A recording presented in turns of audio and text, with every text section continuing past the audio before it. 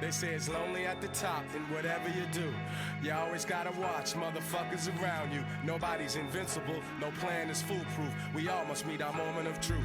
The same shiesty cats that you hang with and do your thing with could set you up and wet you up. Nigga, peep the language, it's universal. You play with fire, it may hurt you or burn you. Lessons are blessings you should learn through, let's face facts. Although MCs lace tracks, it doesn't mean behind the scenes there ain't no dirt to trace back. That goes for all of us, there ain't nobody to trust. It's like sabotage, it's got me ready to bust, but I can't jeopardize what I've done up to this point, so I'ma get more guys to help me run the whole joint. Cultivate, multiply, motivate, or else we'll die. You know I'll be the master of the who, what, where, and why. See, when you're shining, some chumps will wanna dull ya. Always selfish, jealous punks will wanna pull ya down, just like some shellfish in the bucket, cause they love it to see your ass squirm like a worm. But just as you receive what is coming to you, everybody else is gonna get this too. I ain't no saint, therefore I cannot dispute that everyone must meet their moment of truth. Actions have reactions, don't be quick to judge. You may not know the hardships people don't speak of. It's best to step back and observe with Kool, for we all...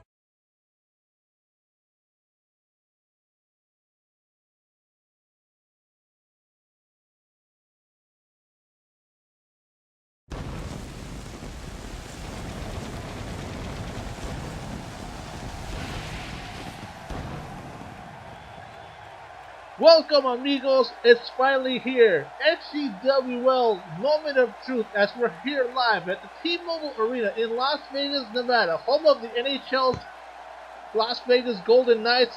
And what a show we're going to have for all of y'all. I'm excited, amigos. Here, Hector Diaz, Baxter Helms, and Chris Gary. Who'd have thunk it? And what an event, guys. Well, you guys, I know I can't wait for this show to begin. And much like these Golden Knights fans, they're gonna have something else to cheer for. Absolutely, this is gonna be an intense moment. This is awesome. We kind of a lot of great stuff, but here we're doing this right here in Sin City, baby. As we get some of the matches we have for the Crucero title, is Brandon Thomas will be challenging against Dragon Boy. What a match that should be. And then for the Lady Pro title, Sin will defend her title in an open challenge against an unknown opponent.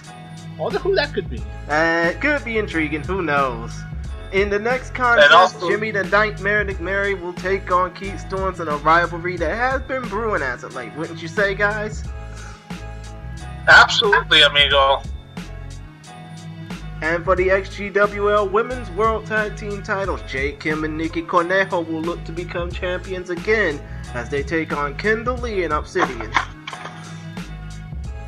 And also this match for the Pure title, as the champ, Stu Bennett will be defending his title in a triple threat against Toro, Extremo, the Anarchist, and Ayson. I see, and that match is going to be fun. It's definitely going to be fun, but it's not going to be as fun as this. Tommy Kazarian defending the XGWL Men's Pro Championship against Anarchist Rick Acid. Yeah, Rick Acid is the champion in this one. And speaking of Anarchist, for the tag team titles, as Trey, Steele, and Apollo will be defending their tag titles against AJ Kool and Slash, the King of Hurt of the Anarchist. And here's the thing here, a lot of the Anarchists are getting title shots, and this one, title versus career, as Tammy will be challenging Dinah Diamond for the XGWL Women's World Championship, a chance where both women could be wrestling their final match in CAW. Yeah, it could be a retirement road or a retirement hold for both of them. And in the main event, of course, XtremeTony versus Sherman Samson for the Ultimate World Heavyweight title. But enough about that. I got a mic to get to. Y'all got commentary to get to. Let's get this shit going. And this match will be 3 stages of hell, but our opening contest here between Ruby Carter and Gia Antonelli. And what a way to start things off here. A great way to start the show with Ruby Carter versus Gia Antonelli, and this thing going. And he's here there as we hear the intros from Chris Gary.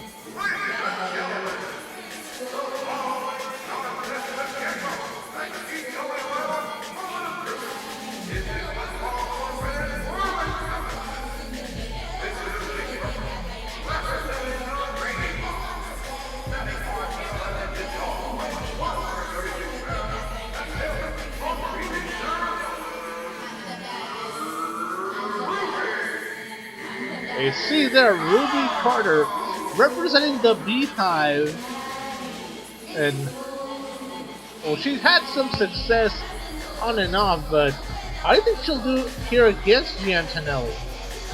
I mean, she does have the talent, and let's hope she doesn't get her behind whipped or kicked. Excuse me.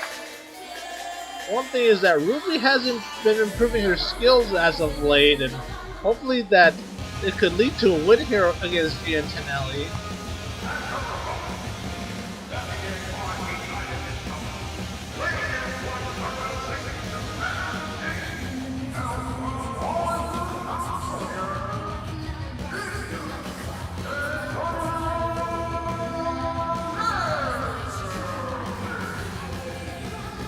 Former XGWL Women's World Champion, former one half of the XGWL Women's Tag Team Champion with Alexis Vixen. And I'd say she has a pretty good chance of winning this one. She definitely made a really good impact. And not only that, she beat Sarah Warfield at one point and dethroned her. One thing is, Jade Both of these two ladies have something to prove in the XGWL ring. We'll see who's victorious after tonight. Wait, what's this here? Oh, come on now. Did she have to do that? So disrespectful from Ruby. A dick move. I guess she learned that from Tammy. And now, as we get this one underway here, oh, goddamn. Really throwing shade at Antonelli there. Ooh. And try to end this one early. And no. That's not gonna work like that. Oh. I think Antonelli's mission is try to dismantle the Beehive one member at a time, and she's really... And she does want to start these off to dismantle things with Ruby. And can she do it here tonight? Irish whipping. Let's hope she can.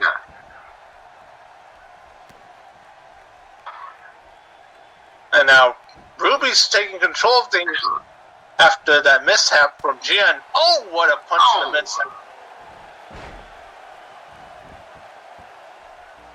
Oh! Ow! Wee! Disgrace. And Ruby just soaking it all in. And now picking up Antonelli. And oh, what a neck breaker. Neck breaker. Nicely done by it. Well, I see you're back from doing your ring announce duties, amigo, and as we get into this early part of the match, we're going, oh, look at that! Oh, and a spear off the apron. And by the way, it was a light jog for me, but whew, Antonelli must be feeling it in her rib cage right now. Look at that senton! Crotch rocket.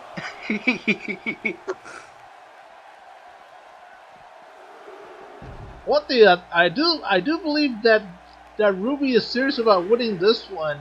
And, oh, what a dragon screw take that by Antonelli. Right on that steel stage too. I mean, that don't feel too good. Wait, what the? Oh shit. Powerbomb. Oh my god. Right on the end of the stage. As Ruby Carter is running right back in the ring, waiting for Gia Antonelli to come too. But you have to think, if this started when it came down to this feud in an XGWL charge dark match, oh, what's Antonelli doing here? Oh, and the Beat Busters by Antonelli. And she's soaking it all in right now. And she has to, because she has the advantage right now. And look at that reverse DDT. Yeah, that neck don't Nicely feel done by too good. Antonelli. That neck don't feel too good off that.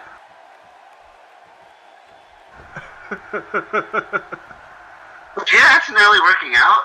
And she was basically trying to do the running woman, but no amount of running is going to stop her from this. Oh! Buckle.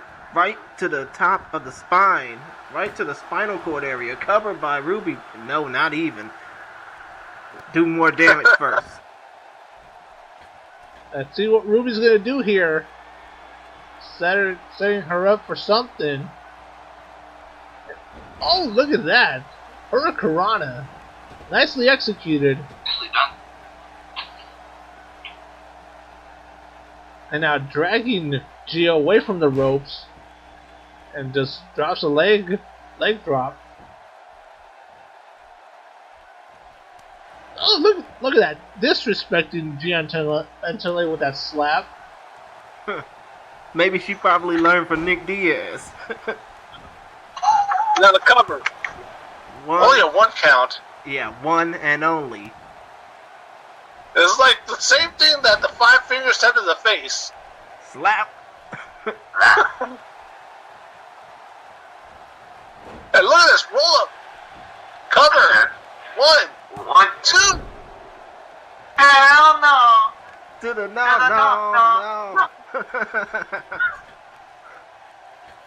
Oh, nice body splash.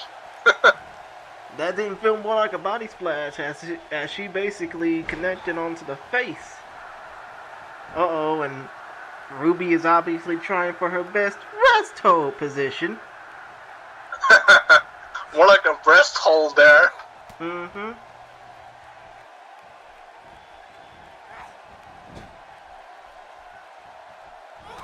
Oh, nice counter by Ruby. With all jokes aside, nice counter with that jawbreaker. Slamming her in the back of her head on the canvas and with a 0 count. Exactly.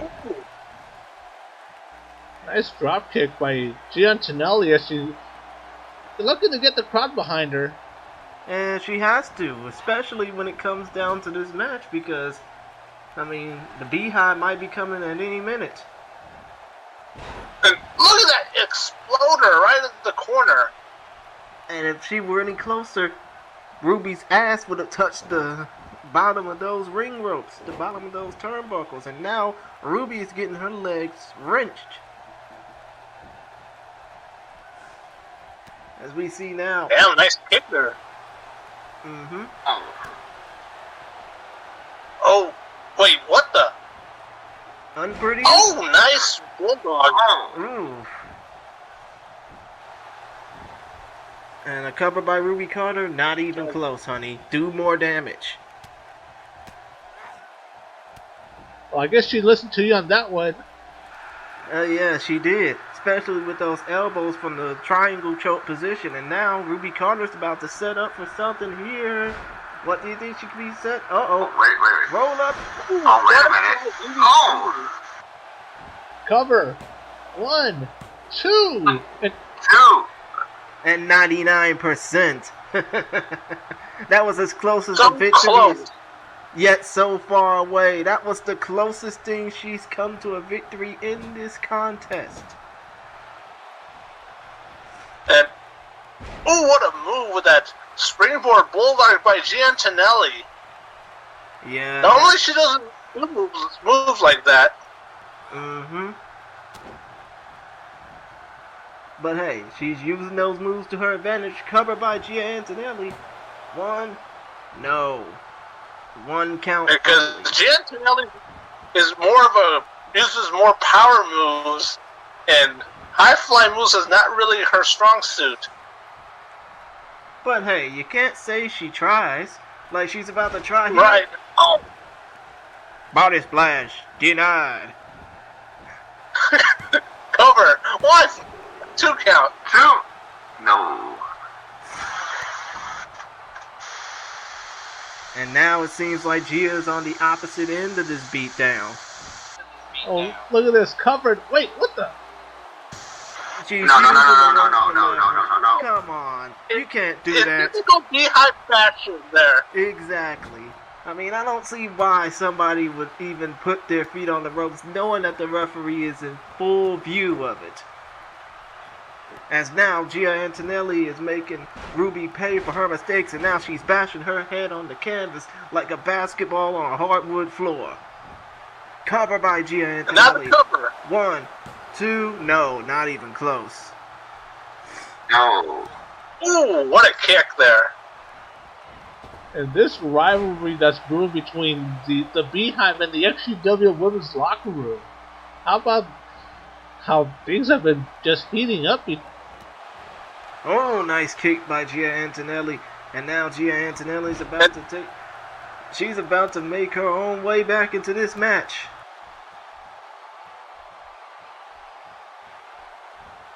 Antonelli now. Oh, Ruby Carter counters. Ruby Carter with a spinning neck breaker. Ooh, get to a swinging neck breaker. That's cover. the second one of this match. Cover 1, 2, no. 2 count. Snapmare position for Ruby Carter, and now Ruby Carter has Gia Antonelli in yet another rest hold. Trying to wrench away at the shoulders of Gia Antonelli there, having that hold on locked in real tight. While also wrenching that back out too with that knee. But Gia Antonelli ain't feeling no shame in that game. What's she going for here? Ooh. Oh! Fisherwoman suplex, I guess. Cover 1, 2. cover 2, no. So close. Yet so far away. And what a way to open things up in our first match of the night between these two ladies.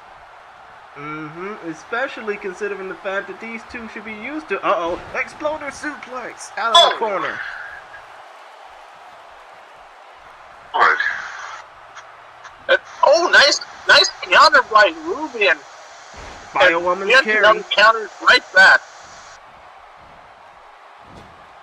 And now Ruby's backed into the corner. What could Gia Antonelli be going for here? Crucifix! Ooh. Oh my goodness. Scissors. Very surprising. I didn't think that Gia Antonelli was able to pull off a move like that. Hey, she's trying her best to put Ruby Carter away. Wouldn't you blame her? Not at all. Look at this. Oh, sit out powerbomb. This could be it.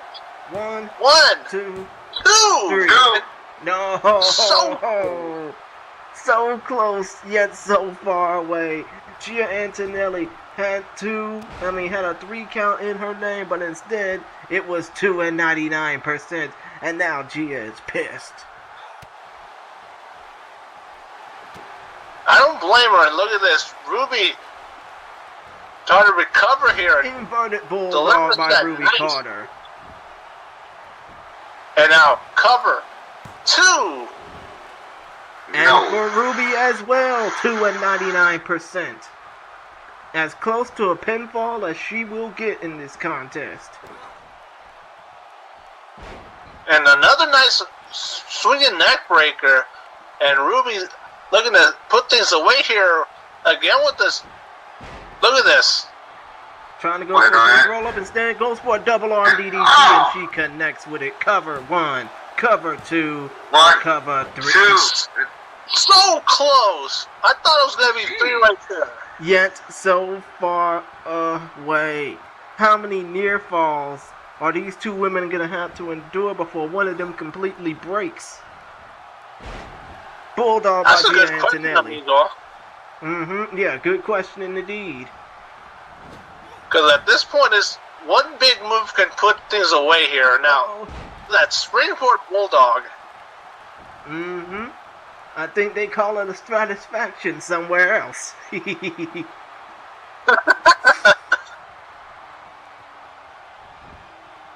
And now, what's Ruby doing? Don't tell me she's going to go for that again. Cover. 1, 2 count.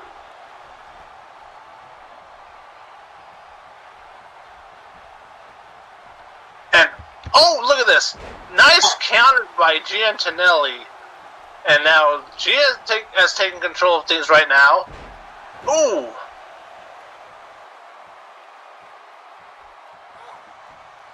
Ooh. Another unorthodox move from Gia Antonelli.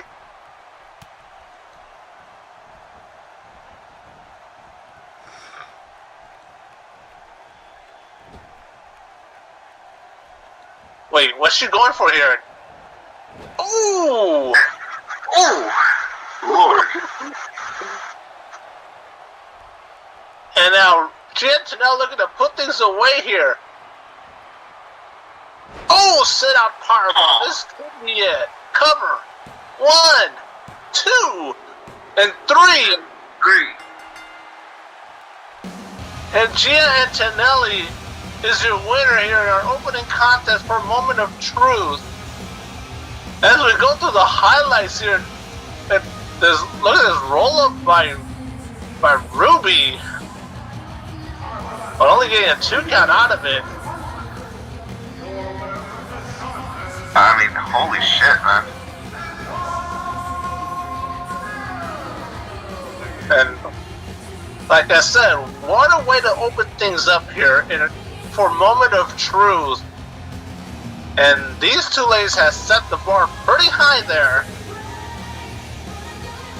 Yeah, you can say that because of the fact that these two women, even though they are they are in the curtain jerker match, these ladies really busted their ass and proved to be on the main card.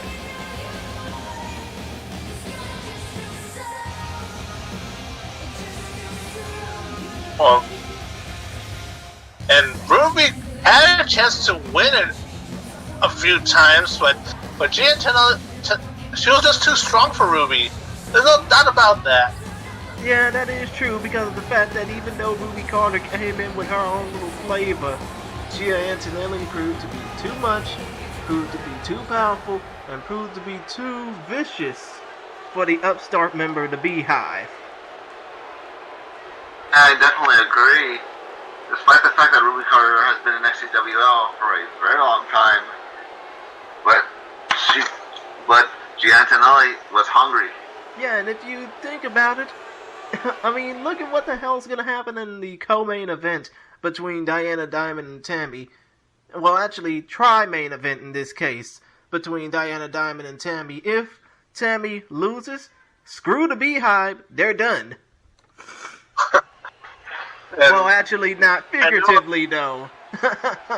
I mean, the Beehive is completely fucked in this case, and not in a sexual manner. As we get ready for our next contest for the XGWL Crucero Championship between Brandon Thomas and Dragon Boy. As you see there, Brandon Thomas, the former XGWL Crucero and Pure Champion, looking to win the Crucero title for a second time. Well, backstage, I know you're pretty familiar with Brandon Thomas, as he's also in Aggression Championship Wrestling. Definitely a very decorated champion in his own right. A former United States champion, a former two-time ACW Tag Team champion, former ACW State champion, former ACW Ultra Violent champion, or Hardcore champion, whichever, if I'm not mistaken.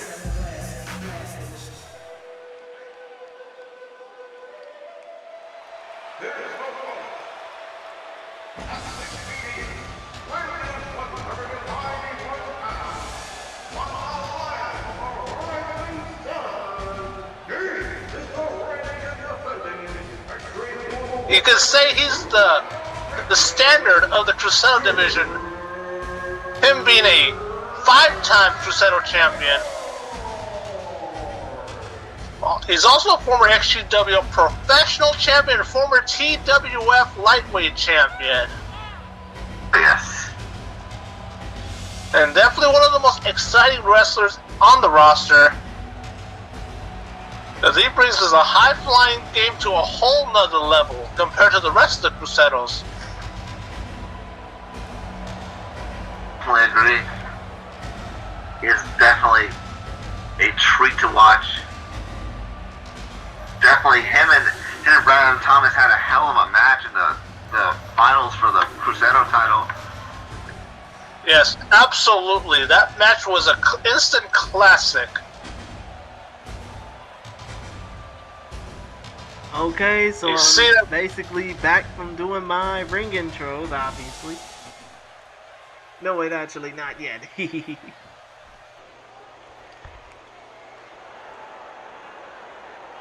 wait, look at this. Showing good sportsmanship. I'm actually surprised there from Brandon Thomas' part. And here we go as we get this one underway in this ladder match. And ladder match for the Crucero title, and they're not showing off any signs of letting up. Brandon Thomas is right on Dragon Boy like Blanco y Massa. I mean, like Blanco y Flan. Okay, one thing that I like Spanish sucks. But you basically, but what you're basically seeing is these two men proving why the Crucero division is one of the best divisions in the XGWL by starting off with the pace this early. Absolutely, and that's why I like seeing all these Cruceros go at, because they always go full throttle from pillar to post, from the time the bell rings to the time the match ends. Exactly, especially considering the fact that, wouldn't you say that the Crucero division is one of the fastest divisions? If not in this promotion, maybe in all of virtual wrestling? That is definitely possible. And look at that senton by Dragon Boy. Culo primera, ass first. Oh!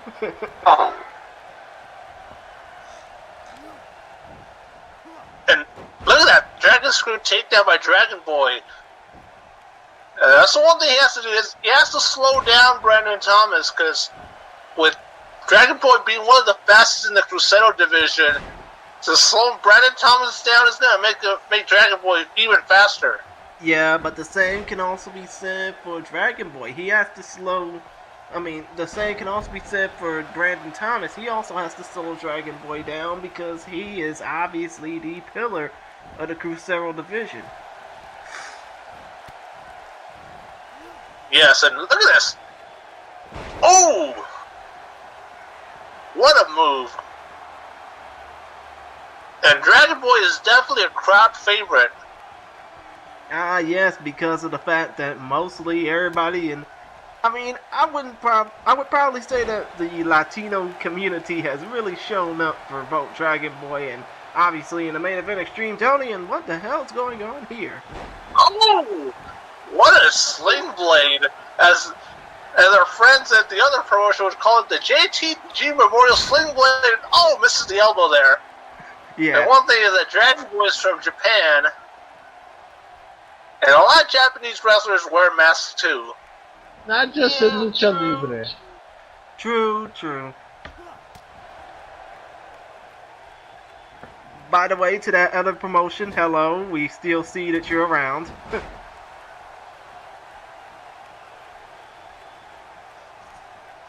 And now Dragon Boy is going to put the ladders into play. Putting the one ladder in the ring. He's trying to get the early advantage. He already did by knocking Dragon Boy down. Now he's trying... Oh, good lord. Ooh, indeed. And now Dragon Boy setting the ladder in the corner.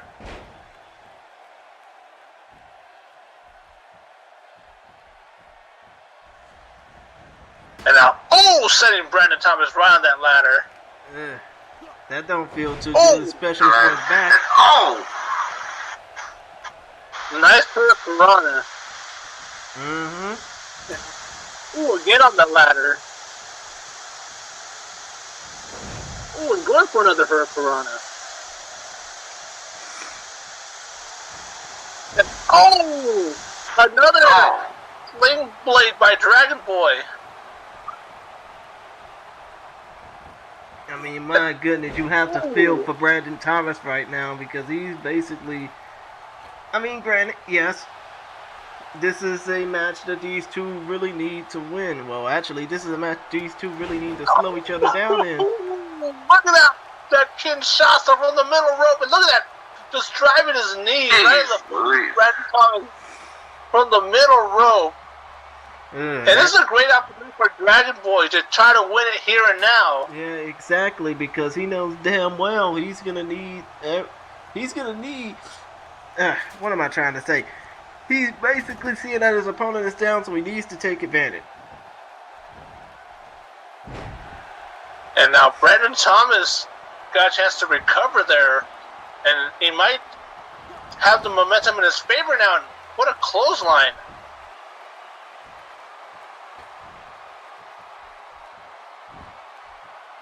And now Brandon Thomas, countered by Dragon Ball.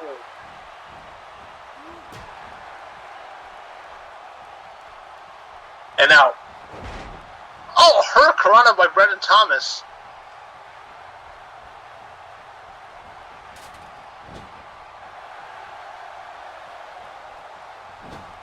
And what does he have planned for it? Oh my God! Oh! Wow. What a move! And now Brandon Thomas quick to climb the ladder and try to retrieve the Crucero title. And now Dragon Boy climbing up the ladder as well, and as both these men on top of the ladder. One of these two men are going to fall. Just like what Brandon Thomas did, and now Brandon Thomas is only going to have to watch on as Dragon Boy regains the Cruiserweight title. Well, retains the Cruiserweight title in this case.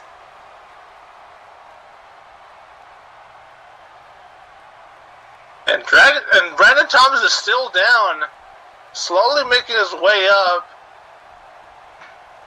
And that's it. Dragon Boy retains the Crucero Championship. Fuck it. Let me go ahead and get to the mic.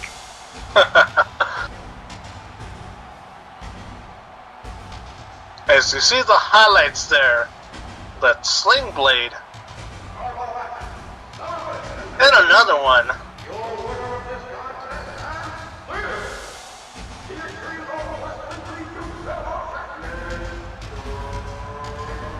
But then this move right here, the mug shot right on the ladder. And Brandon Thomas thought he had it, but Dragon Boy was able to recover and shove Brandon Thomas off the ladder and able to retain that XGWL Crucero Championship. And your winner and still the Crucero Champion. And definitely deserving of still being the Crucero Champion. Oh no. Now, wait, what's this broad doing here?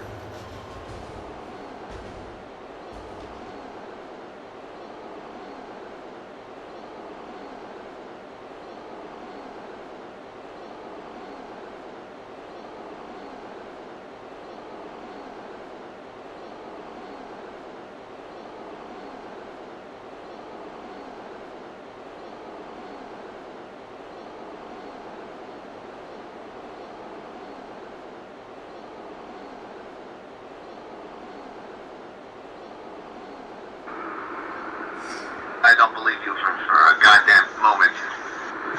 Indeed.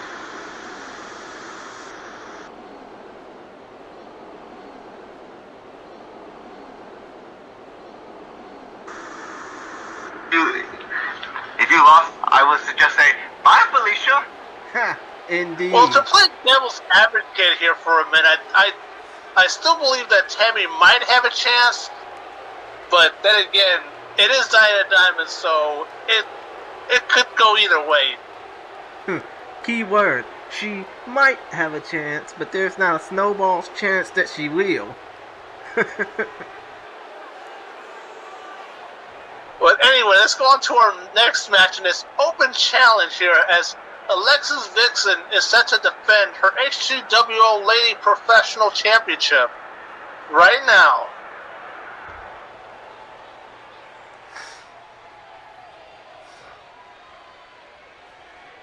Ooh, I can't wait. Our next contest at XGWL scheduled for one fall, is the Extreme Global Wrestling Lady Professional Championship.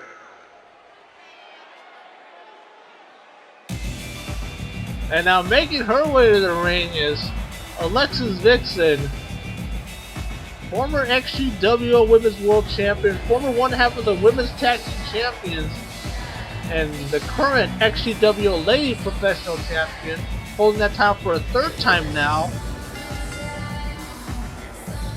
But the question is, who is her opponent?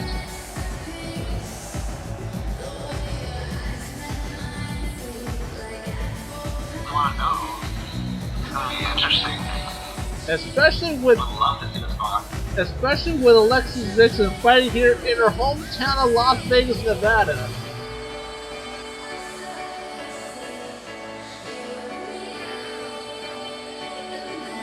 And the crowd is on their feet here for their hometown hero.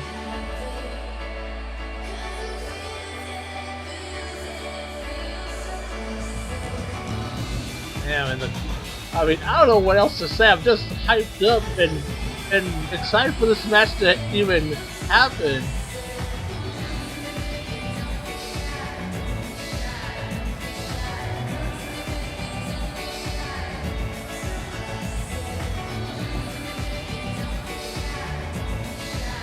And wait, Alexis Vixen with a microphone in her hand. I wonder what she has to say here.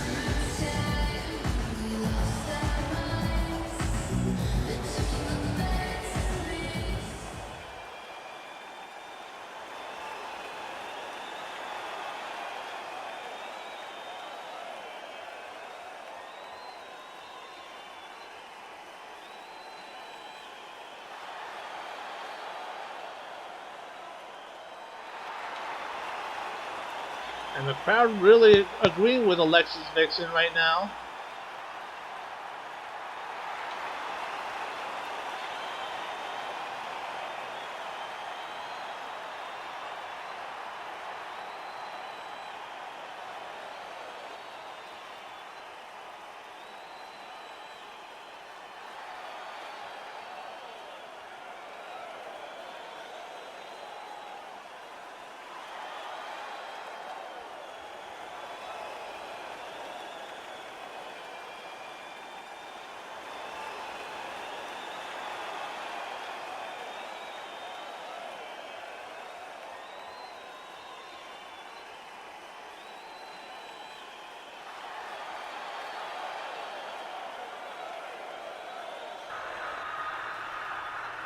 As we await and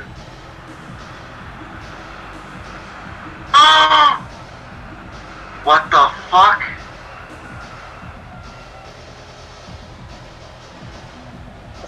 wait, is that Rainbow? Holy shit! EFCA Women's Champion Rainbow Mika. And the last time that Rainbow Mika has made an appearance in an XGWL event was at the very first Paid in Full event back in November of 2007. That's correct. The Battle Royal for the women's title. And what reception that Rainbow Mika is getting here. Now this is a match. This is gonna be an extraordinary match. Sorry, you guys. I had to rush right back to the announce table just to get this match going. I mean, my God. Well, you don't have to get back out there because you have to do the introductions now. Oh, shit. Introducing first the challenger at 168 centimeters tall, 5 feet 6 inches, weighing in 70 kilograms with 154 left half. From Japan, she is the queen of muscle spirit, Rainbow Mika. And at 5 feet 6 inches tall, weighing in 140 pounds, from she is already the defending Extremo Wrestling League Lady Professional Champion, Ayson. You see there, Alexis Vixen handing the Lady Professional title to the referee. You see there, referee Juan Lopez holding that title up.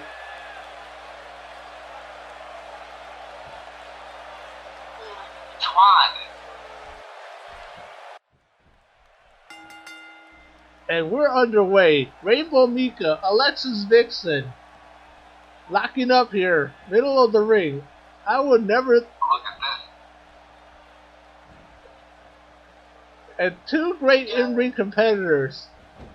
You guys, I think I just had wins for. I think I just had, like. I just think. Oh, what the fuck am I saying? I think I'm having some weird flashbacks seeing Rainbow Mika. Obviously, considering the fact that we've done commentary on her before. Yes, Yeah. absolutely. And one thing is, you really don't have to travel that far to do your ring announce duty. You can just do them like right here next to the announce table. It's like we're right there. Unlike other promotions where they're in a some sort of skybox, we're like right up close and personal to the action that's going on in the ring. Yeah, but you have to think that 15-foot walk from here to the ring is a fucking nightmare. And just like, and unlike what's happening right now, my little body can't take it. And now, Alexis Vixen with the early advantage. And I wonder how that muscle spirit will work for Rainbow Mika here. Oh! Hey, it's gonna have to work in some way, shape, or form because she's gonna be. She is facing probably one of the best women in the XGWL right now. Oh, and what a move by Alexis Vixen! And now going for the cover. Oh, nothing. Nothing doing.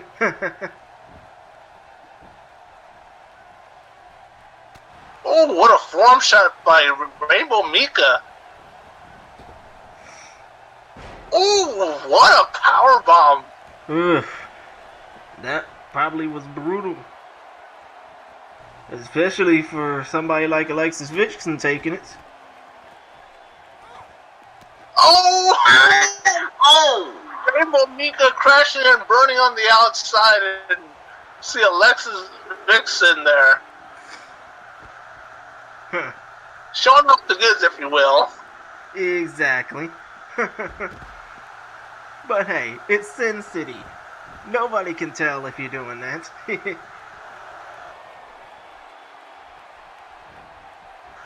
And Alexis Vixen getting back down to business, just working the arm of Rainbow Mika. And a good follow-up with that standing moonsault. And really getting her hometown crowd behind her in this one. Exactly. She's trying to muscle up every single piece of strength she can get.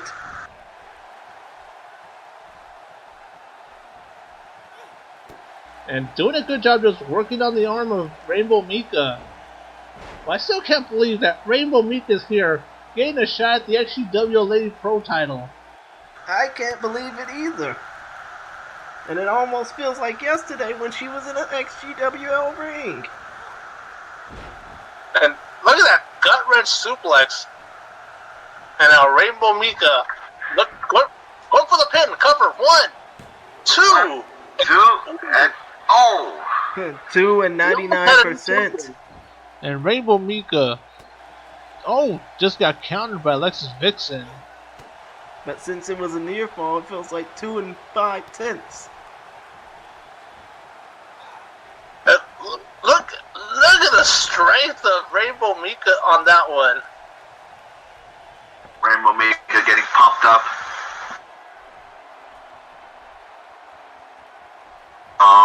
Mika, I think you need to actually... Oh! And Alexis Vixen back in the ring, and amateur style takedown by Alexis Vixen. And now again working the arm of Rainbow Mika.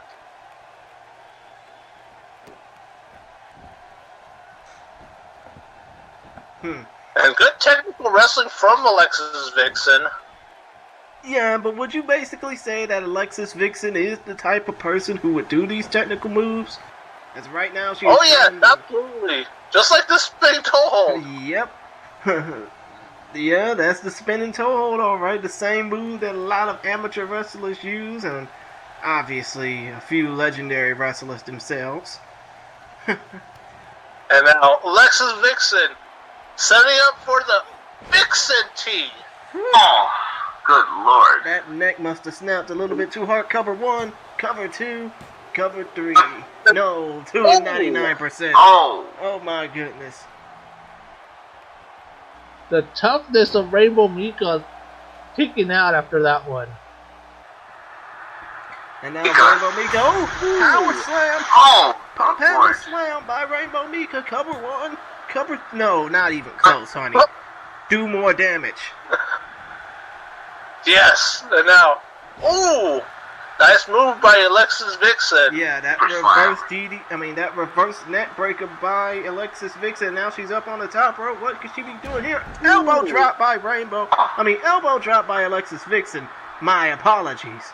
And now Alexis Vixen is soaking it all in as she's, wrenching for that arm. As she has to, and now following things up here with that standing moonsault. And now Alexis Vixen is trying to get back. It is getting back in control now, trying to go. Armbar. Yep. Armbar. Fujiwara armbar in this case. And Alexis Vixen is trying to snap Rainbow Mika's twiggy arms in two.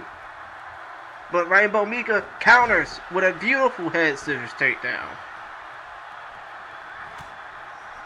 And now Rainbow Mika is back in control because she be going for the power slam. Oklahoma slam using the ropes and turnbuckles as leverage. Showing that muscle spirit and now the cover. One. And only. And now Rainbow Mika is trying to figure out what is her best move. As Rainbow Mika, she's on the ropes. Springboard. She's not pressed. Disconnected. Well, actually, it barely connected as it knocked Alexis Vixen off her feet. And Alexis Vixen regained her composure after that, and now Rainbow Mika looking to take control of things here, setting Vixen up in that top turnbuckle. And what a power slam! Cover. We're having a new champion? No. Try harder.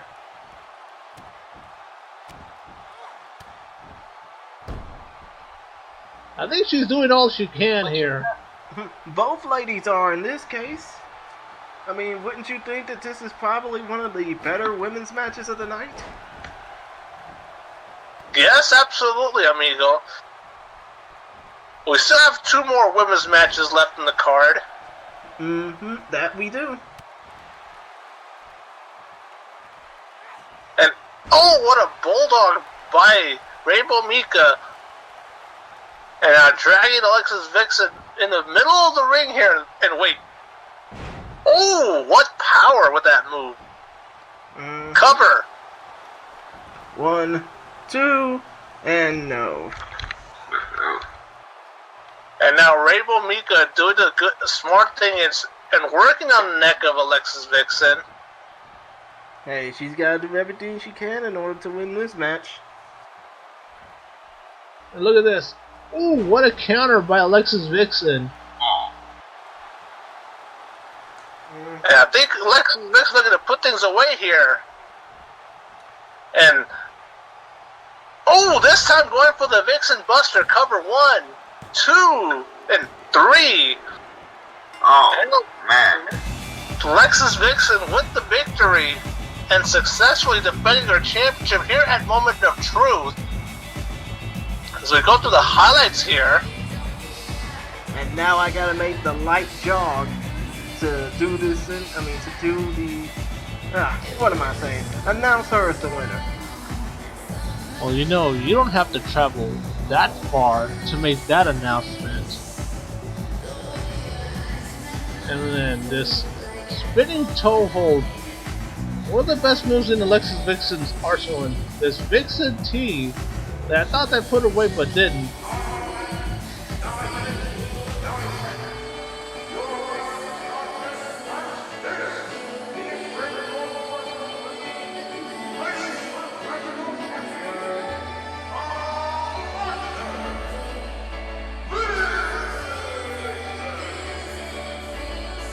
what a match between these two. Both these ladies brought their A game in this one.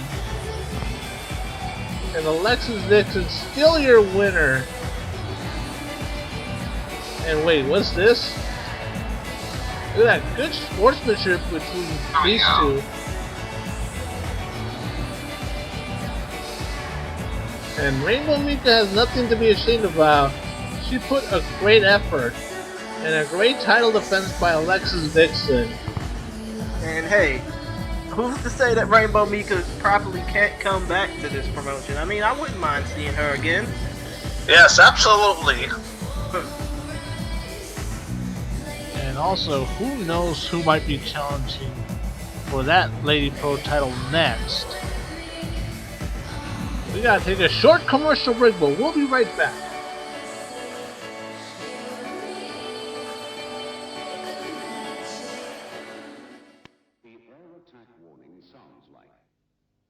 This is the sound.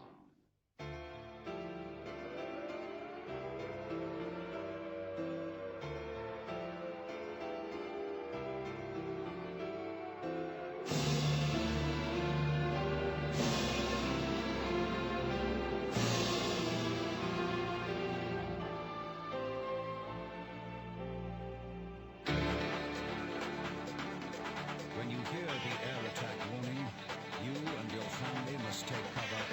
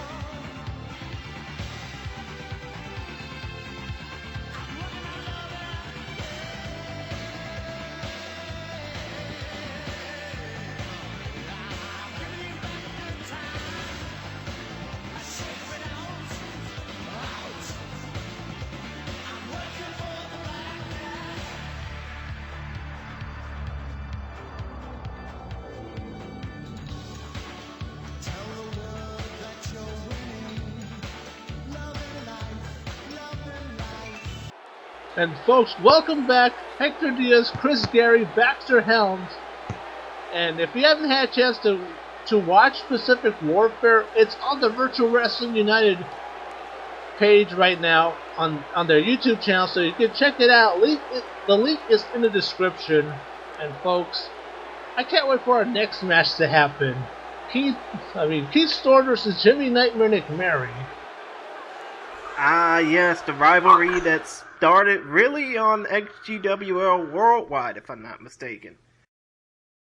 Yes, and these have had some heated words for each other throughout that time, and man, I can't wait for this match to get started. Exactly, and if you'll excuse me, I got some duties to do from right here at the desk.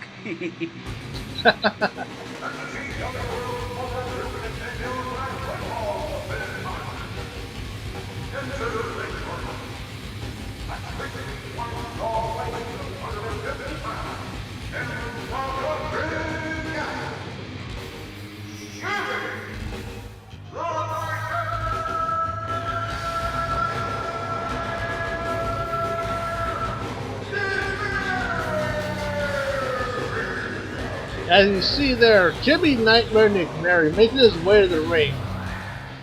And he's very accomplished in his career. Former XGWL Professional Champion. And definitely someone who could get another shot at the Pro title. Or maybe even the XGW Ultimate title. Yeah, you have to think. Definitely, he's been in the CAW for quite a long time. Yeah, I'm but not you have mistaken, to he's just think. held No, go ahead, Baxter.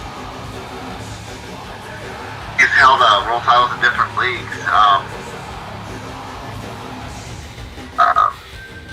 Not sure if there's actual. I don't know. I think they're lost media if you ask them to. It's okay. Unfortunately, that tends to happen in the annals of CAW, even the internet for that matter. Exactly. But you have to think, if Jimmy the Nightmare Nicmeri will ever get an XGWL Ultimate World Heavyweight title shot, because the clock for him is ticking. Wouldn't y'all agree? Absolutely. But I do believe he still has some gas left in the tank before his time is up. Oh, right, of course. He's not going to be hanging on until he's 50, thinking about what could have been or what should have been. He wants that damn title right then and there, probably right now even.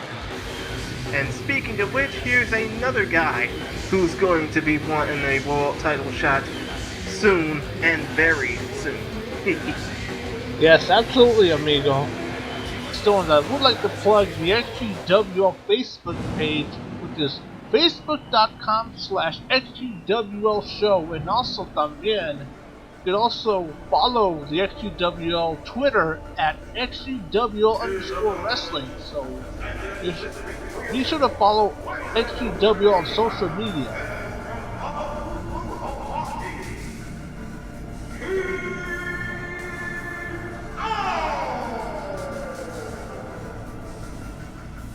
And now Keith Storm's making his way to the ring.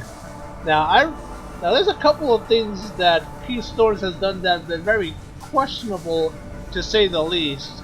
Like one time he had a match where he defeated Dragon Boy, and then afterwards he and Dragon Boy had an altercation backstage where Keith Storms ripped off the mask of Dragon Boy. And then on the next episode of Charge, he wore the mask out to the ring. Well, you have to say the dude is pretty powerful, especially considering the fact that he's from the Hawaiian Islands. And he called himself the Dragon Slayer after that. Right. And here we go, we get this one underway between these two heavy hitters. Oh, Bulldog right out the gate by Keith Storms. And you have to think, for somebody that can beat up somebody, you know, twice his size, Jawbreaker by Jimmy Nightmare Nicmeri, you have to think that Keith Storm is, anyone. Oh, to hell with it. I'm not even gonna say it. Y'all already know. Hashtag fat motherfuckers. But still, for somebody as brutal as Keith Storms is, and right now he's getting put on the opposite end, Keith Storms is really, you know, he's really trying to be a powerhouse in the XGWL. Wouldn't y'all agree? Absolutely. I mean, anyone could be that powerhouse, but it takes a special talent to be able to make it on all the way through and be at the pinnacle of XGWL. Just like how Sherman Samson is currently at the pinnacle. As right now, look at that! Ooh. Jimmy Nightmare Nicmeri with these mounted punches. Right now, Keith Storms is feeling them.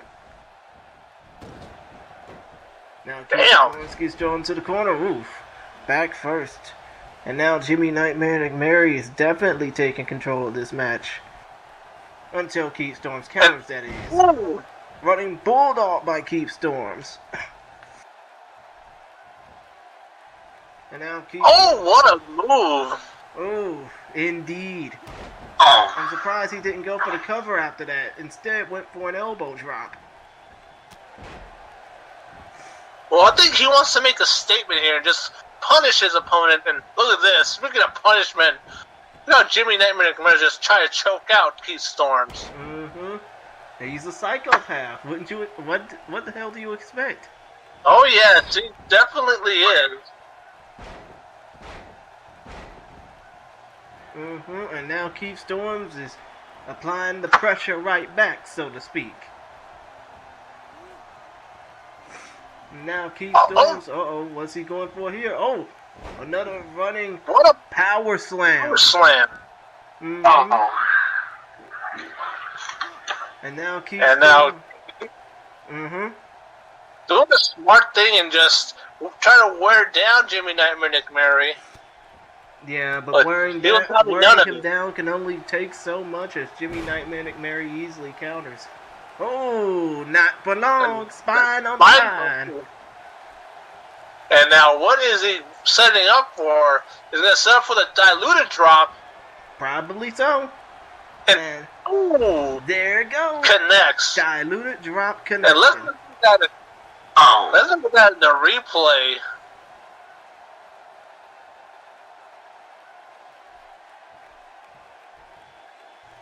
And how about that move, Baxter? Vicious. I have to say, very vicious. Go for the cover, moron. Cover one. Oh, cover two. 2 and 99%. So close yet so far away. But Jimmy Nightmare Nicmeri knows that victory is only within an arm's reach for him, as Keith Storms is automatically back in this match. And look at those clotheslines. And there's a reason why Keith Storms was the number 5 overall draft pick in the 2012 CAW draft. That he was, but now he's getting treated like a bust thanks to Jimmy Nightmare Nicmeri. Forearm shot to the skull off the top rope. That knee right there. Actually, no, that was a double axe handle. Stupid me, botch. But who gives a damn, right? And another spine buster by Jimmy Nightmare Nicmeri. Right near the ring ropes, too. And it could be set up for the diluted drop again. Mm-hmm, that he could. Does it connect? It does. Right in the middle of the ring, too. And Jimmy Nightmare Nicmeri knows that a 3 count is only one move away. Well, actually, he just put him out with that one move. Now he just needs to get the 3 count. And now the cover. 1, 2, and 3, and that is it. Jimmy Nightmare Nicmeri with the victory. And I have to say how well Jimmy Nightmare Nicmeri did in this match against his much larger opponent. And what a spine buster there. As we look through the highlights, Jimmy Nicmeri with these multiple great moves, especially those 2 diluted drops. And then he followed things up with that spine buster, and then the exclamation point with that diluted drop.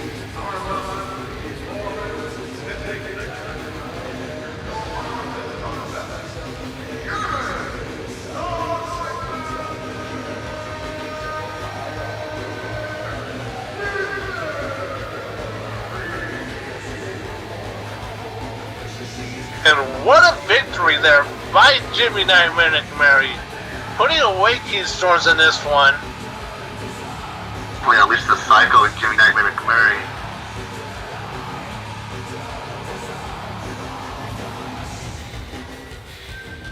And as the fans are cheering on here,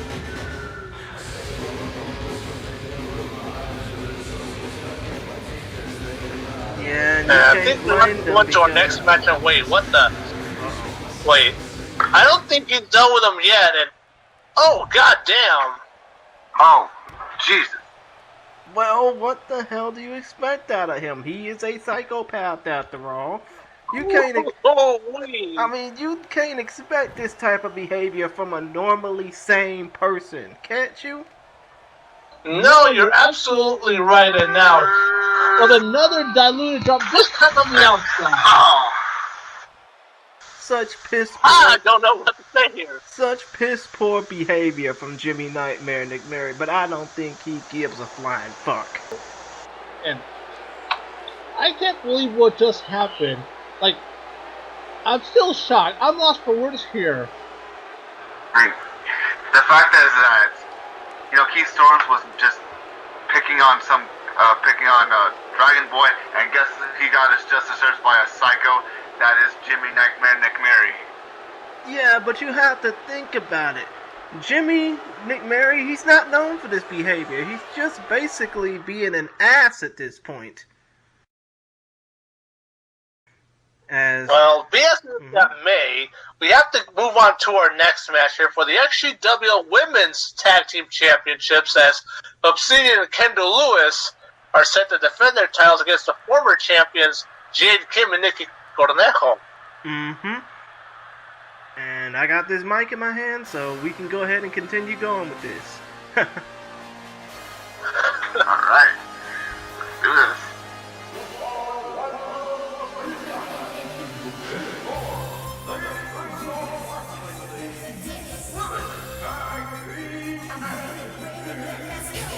Well, one thing, I know you're familiar with both of these two ladies.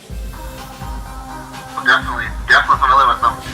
Jade Kim, a former XGWA Women's Champion and a former ACW Women's Champion. Former wrestler of a former ACW wrestler. W Women's Champion. Yeah, Jade Kim, the Women's Championship belt at Backlash recently, Memorial Day, to gain back some gold.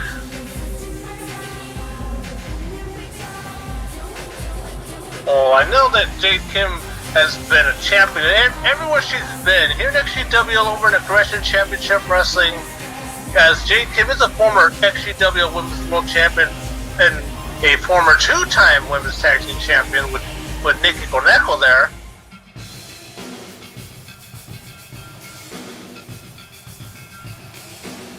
And we all know who's coming on their way to the ring now. The former champions are in the ring, and now the current reigning champions are on their way out. You see there the women's tag team champions, Obsidian and Kendall Lewis. Yeah, I'm pretty sure Kendall Lewis has been drinking. I've been thinking about retaining the belt. Well, let's see how well they do in this match here. If she can get her mind straight, and hopefully she has some time in between her last drink and right now. She doesn't pass out. But you have to think about it as I put my ring announcing mic down and put my headset back on. Do you think she's even sober enough to compete? I am a firm believer that she is. But then again, Chris, you do have to get back in doing your ring announce duty, like right here, right now. Weighing out for the combined weight of 241 pounds, from Seoul, South Korea, and Los Angeles, California, respectively, Jade Kim and Nikki Cornejo. And from Massachusetts, Pennsylvania, USA, and South Harbor, Brazil, respectively, weighing in a total combined weight of 292 pounds, they are reigning and defending Extremo Wrestling League Women's World Tag Team Champions, Kendall and Obsidian.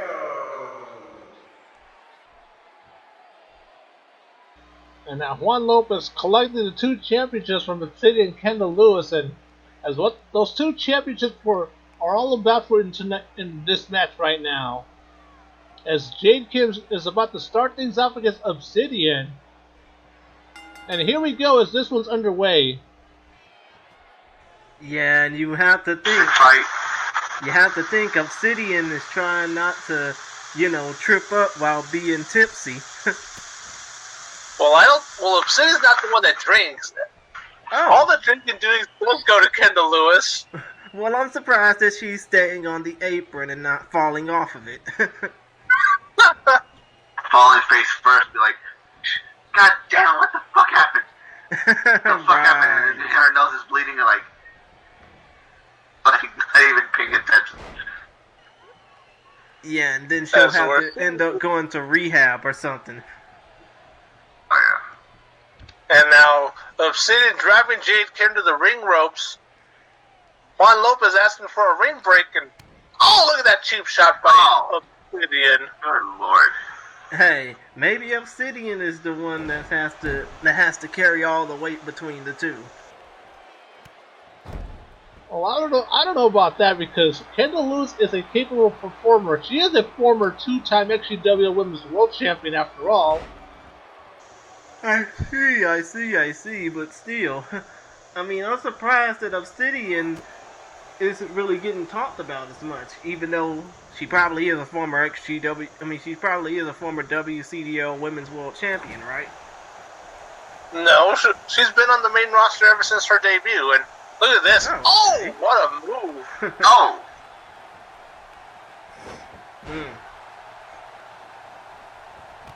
One thing is that Obsidian is one of the most technical women in the women's division, and being partnered up with one of the most raw talent in Kendall Lewis as just that pure 6 brawler. Exactly.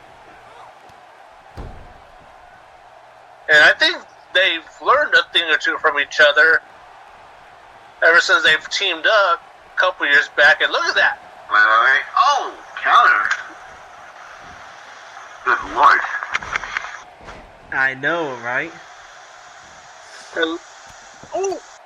Oh, typical Kendall Lewis right there. Ground and pound.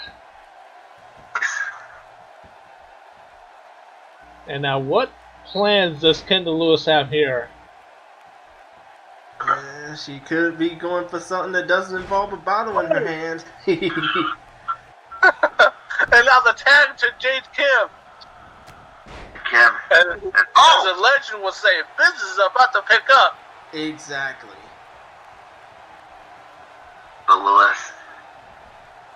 Oh, nice. Again. As these two were once part of the Queens of Wrestling qualifying matches a couple years ago. Back in 2017. And, nice counter by Kendall Lewis. Nice counter by Jade Kim. And, into a side Russian leg sweep. Picking up Kendall Lewis. Throws her like a sack of potatoes. I'm surprised because, given the size difference between these two, what a move right there. Arnagi now with the cover. 1, 2. Ooh. Oh, Jade Kim now. What a bulldog. And that's the high-flying action you're going to see from Jade Kim and out of the tag. And, we've seen this before.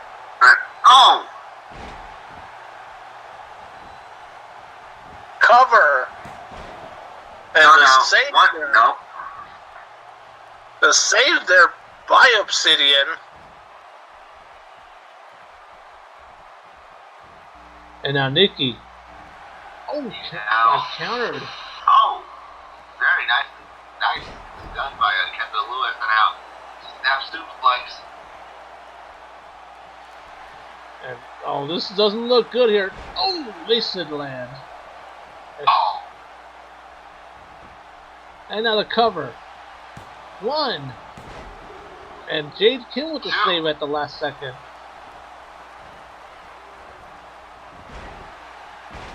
Damn. Look at that suplex by Nikki. Nicely executed, and definitely pumping up the crowd. Oh! And now Kendall Lewis going up to the middle rope and misses the elbow. Oh, crushed and burned. And now what's Nikki planning on doing here? Turning around. Oh, Wait. Oh! Looking to take control of things here. What a jawbreaker. And now Nikki looking to put the exclamation point here. But as Kendall Lewis tried to get back on her feet but couldn't.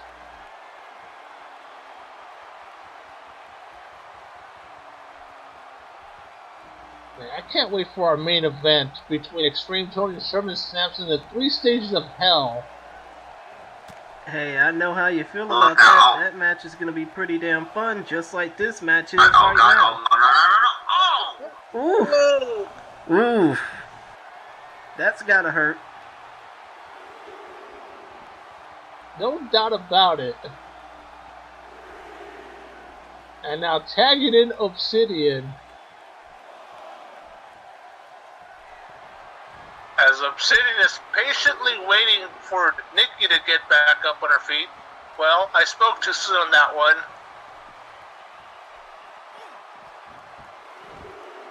And now both women back in the ring. Both legal competitors. And now, oh, what a suplex. And now, what is Nikki setting up for here? Wait a minute now. Oh! God damn. What a twist of fate. Now the cover. 1.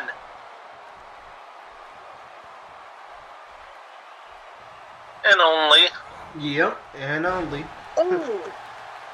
What a Samoan drop. And look at that arm drag. Usually Jade, Kim, and Nikki Cornejo are great high flyers, but right now they're getting grounded at this point. They'll surprise you with a good technical move, and now the tag to Jade, Kim. And, ooh! Ow! Arm.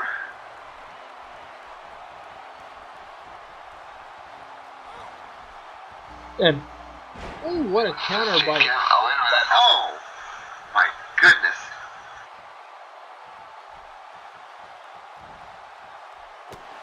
And doing a smart job just working on the arm. Now sending Jade Kim with the corner.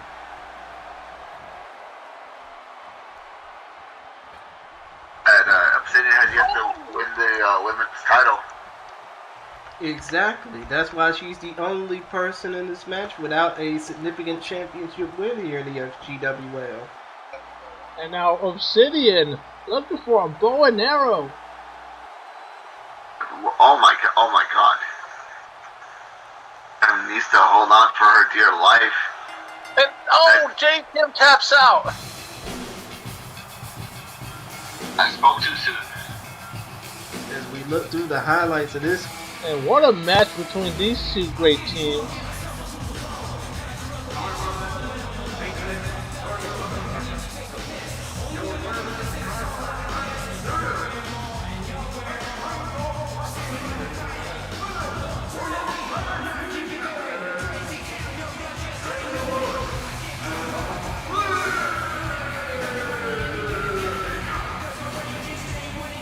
And still, your XGWL Women's Tag Team Champions, Obsidian and Kendall Lewis. If I'm not mistaken, this is has been still been on the has not changed hands for tonight. You're right about that. Not a single title has changed hands yet, but we still have more title matches left to go as we take a little short break. Well, you can't say the former champions didn't put their best effort, but you can't say that the current champs, Kendall and Obsidian, did their damnedest to keep those titles.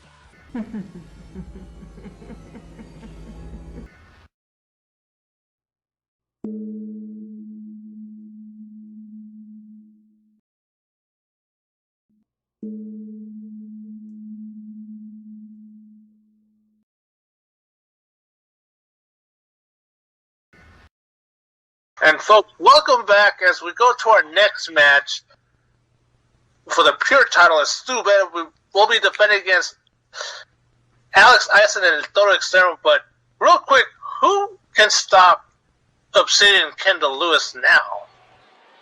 Well, I have no clue. well, can they be stopped? It's possible. It'll take a lot of guts and a lot of heart to take out Obsidian Kendall Lewis. And speaking of hard to be able to take out, here comes El Toro Extremo, representing the Anarchists, as Chris Gary is about to set to do his ring announce duties.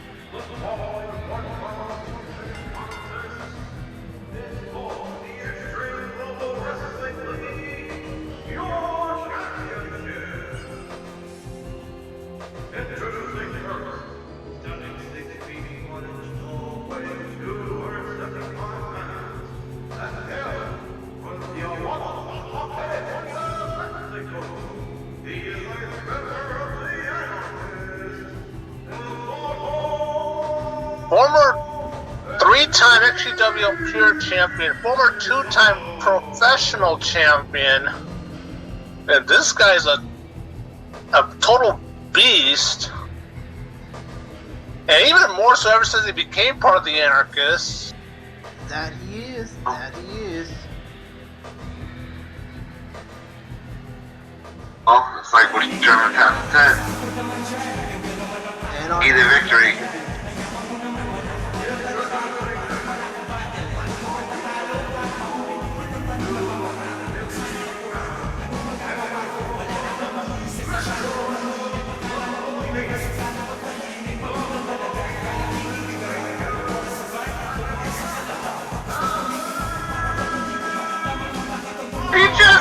I think he just did.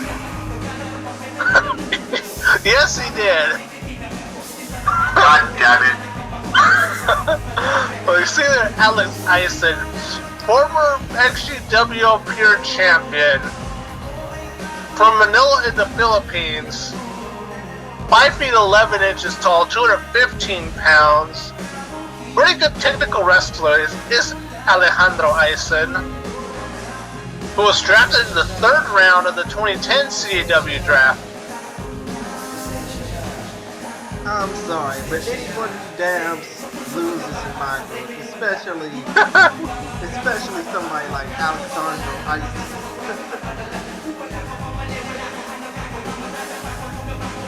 As we see One now, thing, he is very skilled in the ring. True he is. And here comes the 3rd competitor in this contest. And I think he needs no introduction, but to hell with it, I'm gonna give him one anyways.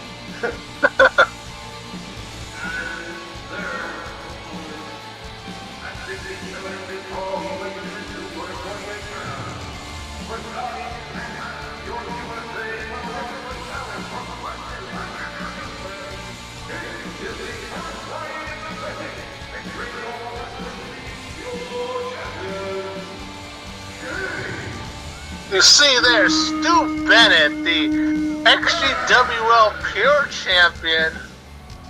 And I can't believe he's wearing that crown and cape to the ring. It's like, really? He's not a king. He hails from England, but I don't see him with any royal bloodline. Well, you know what? Maybe even though I know he's a former King of the Ring winner, but maybe he's probably taking a page out of Jimmy King from Ready to Rumble. I will rule you.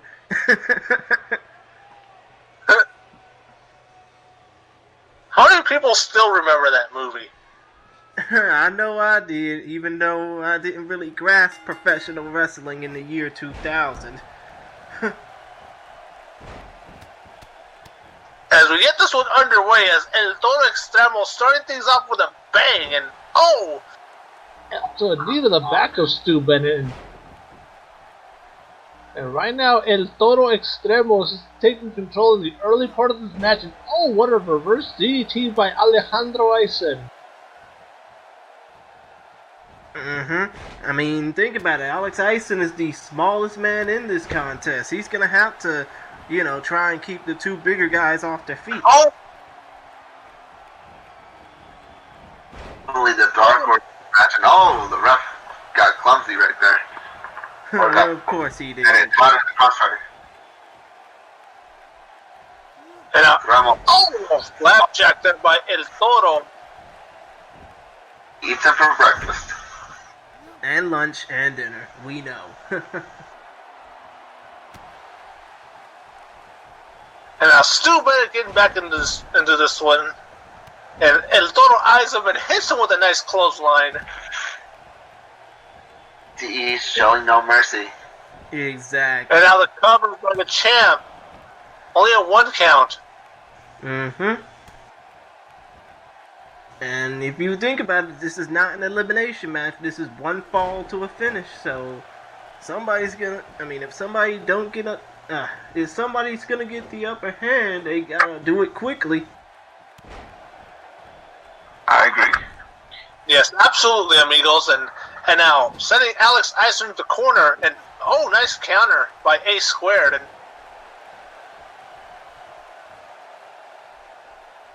And Oh, wasteland. Oh, and the senton. combo. Oh, quick interruption of the pin there by El Toro Extremo. But you have to think, Stu Bennett, aka Wade Barrett, is trying his best. Ooh, yeah, he's not gonna be feeling those in his little Toros. I'm sorry, I had to say it, but still, Stu Bennett, as the reigning champion, has nothing to lose has everything to lose and nothing really to gain. Or everything to gain in this case, as he just took out Alex Ayson. But One thing that happened after Thug Life a couple years ago is that El Toro Extremo was the pure champion. At that moment, the Anarchists had 3 champions in their little group. Yeah, that they did, and now El Toro Extremo is putting Stu Bennett. Oh, nice running clothesline to the back. And now, El Toro Extremo is taking. Well, actually, no. What the hell are they? Let's just forget this shit even happened. Continue. Oh, and what? Oh. Right now, El Toro is really in control of things. Look at that! That German suplex on the Alex Ayson. Shook him out of his shoes right there, as Alex Ayson tries to counter, but then gets clotheslined and clobbered by El Toro Extremo, the native of Guadalajara, Jalisco, Mexico. Cover. 1, what? 2, no. El 2. Toro Huh? El Toro Extremo is from Tijuana, Mexico. Oh, Tijuana, Baja You must be California. thinking of someone else. My bad, I hope Yeah, those yes, cartels don't come out and get me. Oh! What a drop! As big as he is, he shouldn't be doing moves like that, but what the hell? Well, I know El Toro Extremo is big, but he's not that big. He's not like a certain other individual that you're thinking of. I know. But the point of the matter is, What that chair shot by Alex Ayson. Taking out the anarchist. Alex Ayson ain't fucking around at this point. Especially with what's at stake here. So there was nothing pure about that chair shot. Exactly. But in a match like this, you have to do everything that's pure or unpure in order to win this match. As Alex Ayson puts Stu up at the top rope. Oh, rolling arm bar off the top. Rolling arm drag off the top. But El Toro Extremo, now he's getting taken down. Cover by Ayson, 1. No. And now look at this. Oh, just working on the shoulder of El Toro Extremo. And look at this. Oh, Shining Wizard. Shining Wizard! And now Alex Ayson could be setting up for the cover. And now cover, but Stu Bennett is there to interrupt things. No. Stu Bennett with the fireman's carry takedown. And now Ayson is back in control of the match. But only for a short time. And now, oh, nice snap suplex. I'm back to reality. To get a no count by, no, Ayson gets a no count. Oh, what a counter by El Toro Extremo. Mm-hmm. And right now, El Toro Extremo is in control of things, looking to regain that pure title and bring it back to the Anarchist camp. Yeah, he's trying his damnedest to make sure that the Anarchists are on the top. 1, 2, and no. But El Toro Extremo needs to realize that he needs to take out Alex Ayson before even thinking about taking out Stu Bennett. And Stu Bennett with a knee to El Toro Extremo's cabeza. And now it has a hold of Alex Ayson, taking him down. In the snapmare position, no less. Alex Ayson. Alex Ayson with a counter now. Oh, what a DDT there by Stu Bennett. By Stu Bennett. And both men are down. And El Toro Extremo's on the outside, regaining his thoughts, and now coming back in the ring, and now the cover. Nothing. No. Nothing. And now sending. Now with the match. Oh, nice counter by Stu Bennett. Look on the arm a little bit. Oh, nice snap suplex by El Toro. Extremo, now he's going extreme. El Toro Extremo. Oh, counter by Alex Ayson, elbow, and what the hell is Ayson doing? Into a drop kick to the Running head. drop kick, no less. Cover by Ayson, 1, 2. I feel like I should be counting in Tagalog, not English, but still. Oh, wait, what's that?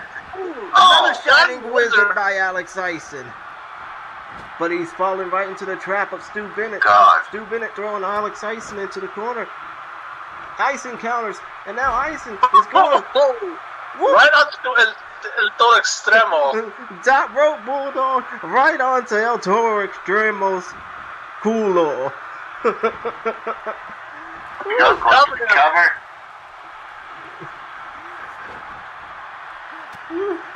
Oh, what a punch. Ooh, what a punch indeed. The referee almost felt that. And now Alex Ayson go for another drop kick. Another running drop kick by El Toro Extremo. By Alex Ayson to El Toro Extremo connected. And now Alex Ayson. No. Only a 2 count. 2 count only. And now Alex Ayson is thinking, what must I do in order to survive in this match? I'll tell you what, that boot didn't do him any favors. But Alex Ayson is countering right back in this contest. And now, what the hell is... And now Stu Bennett countered. Mm-hmm. Oh my god. Wrenching him by the hair. Those pretty Filipino locks. Oh man! I think that Toro Extremo might have been busted open. Oh shit. Oh my god. Wasteland. Cover. 1, 2. And so close. No! Yet so far away for Stu Bennett. Indeed, amigo. And now, El Toro. Oh! What a neck breaker! Neck breaker by El Toro Extremo. And now he could be setting him. He usually doesn't leave his feet for it, usually. Mm-hmm.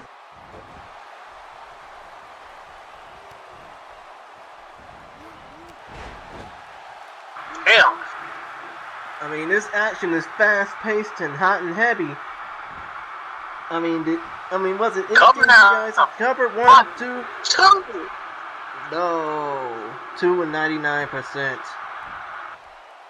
And right now, Alex Ayson is in control of things right now. And look at this.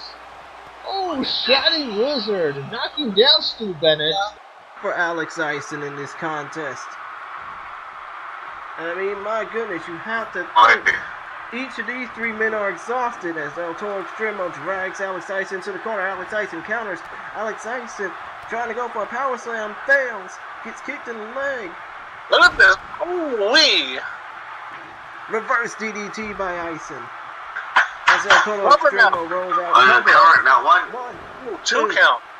No, 2 count. Ooh! And oh, the winds have changed by Stu Bennett.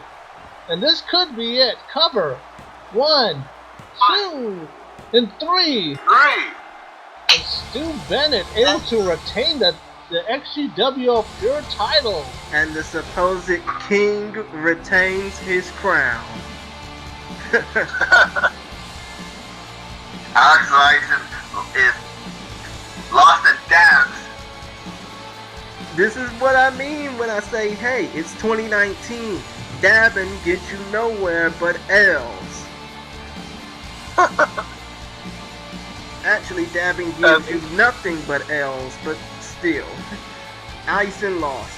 And it's his fault that he lost because he dabbed. Now let me go ahead and announce the winner. 11 minutes, 9 seconds. The winner of this contest at the Extremo Wrestling League, your champion,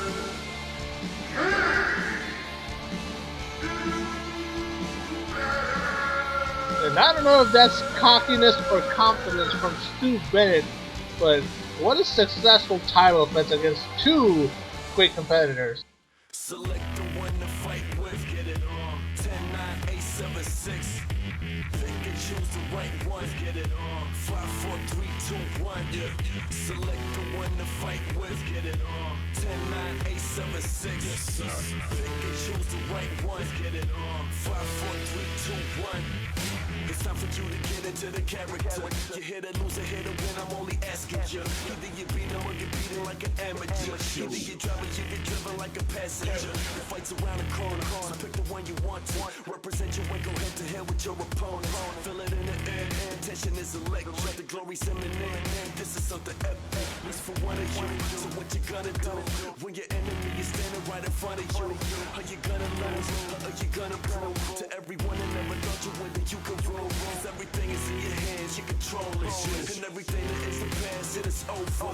This is now, this is everything that is. So you better make the right pick. Select the one to fight with, get it on. 10-9-8-7-6. Pick and choose the right one, get it on. 5-4-3-2-1. Select the one to fight with, get it on. 10-9-8-7-6. Pick and choose the right one, get it on. 5-4-3-2-1.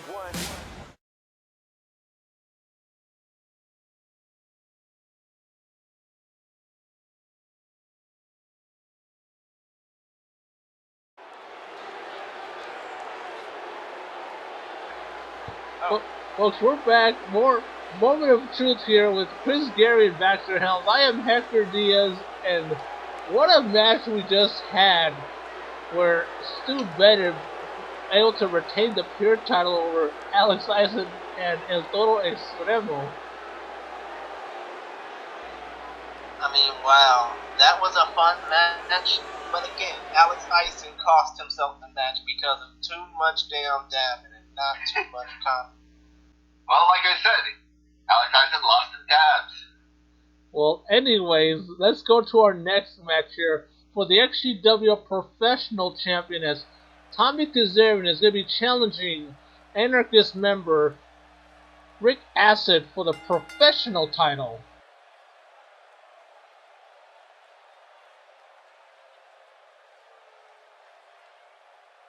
The following contest scheduled for one fall is for the Extreme Global Wrestling League Men's Professional Championship.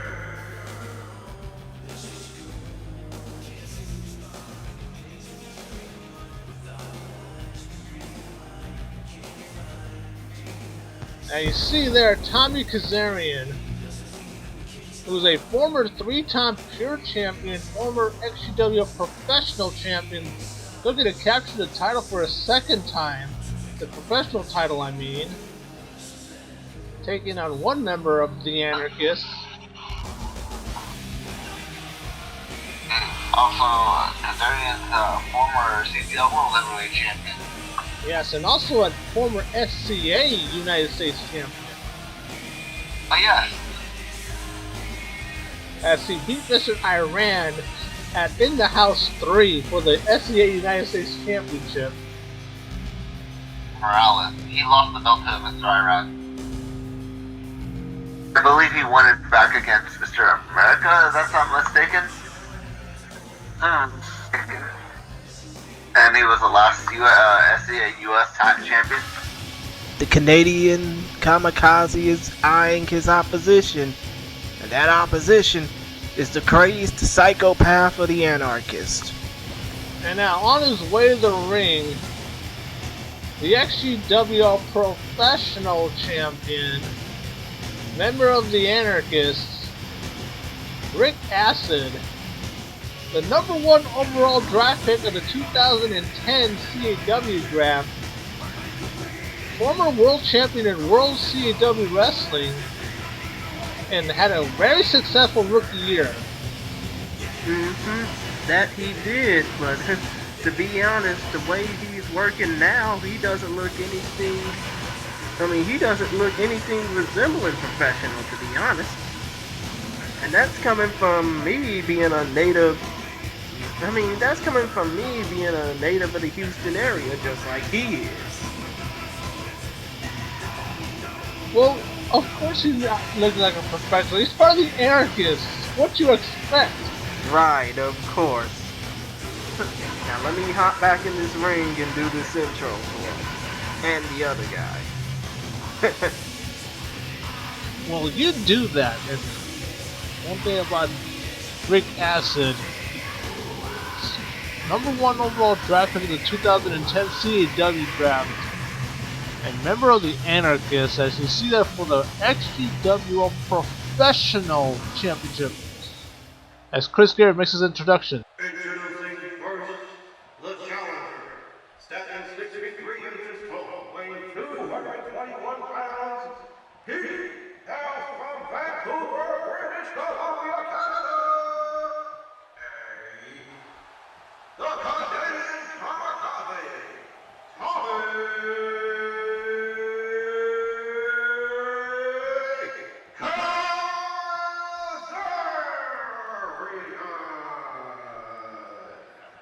His opponent from Houston, Texas, standing 6 feet 5 inches tall and weighing 245 pounds. He is the current reigning and defending Extreme Global Wrestling League Men's Professional Champion and a member of the I see there Rick Acid handing the referee to referee Juan Lopez, as this was for the XGWL Professional Championship. Will the title change hands here tonight? Or will the streak continue? And here we go as we get this one underway. I should mention that Rick Assis is a former SAW World Champion. If I'm not mistaken, I think he's a Grand Slam champion. One thing is Rick Assis, do you think he could get a chance to go after the XGW Ultimate Championship? Could. Given who the leader is? Could. He probably would.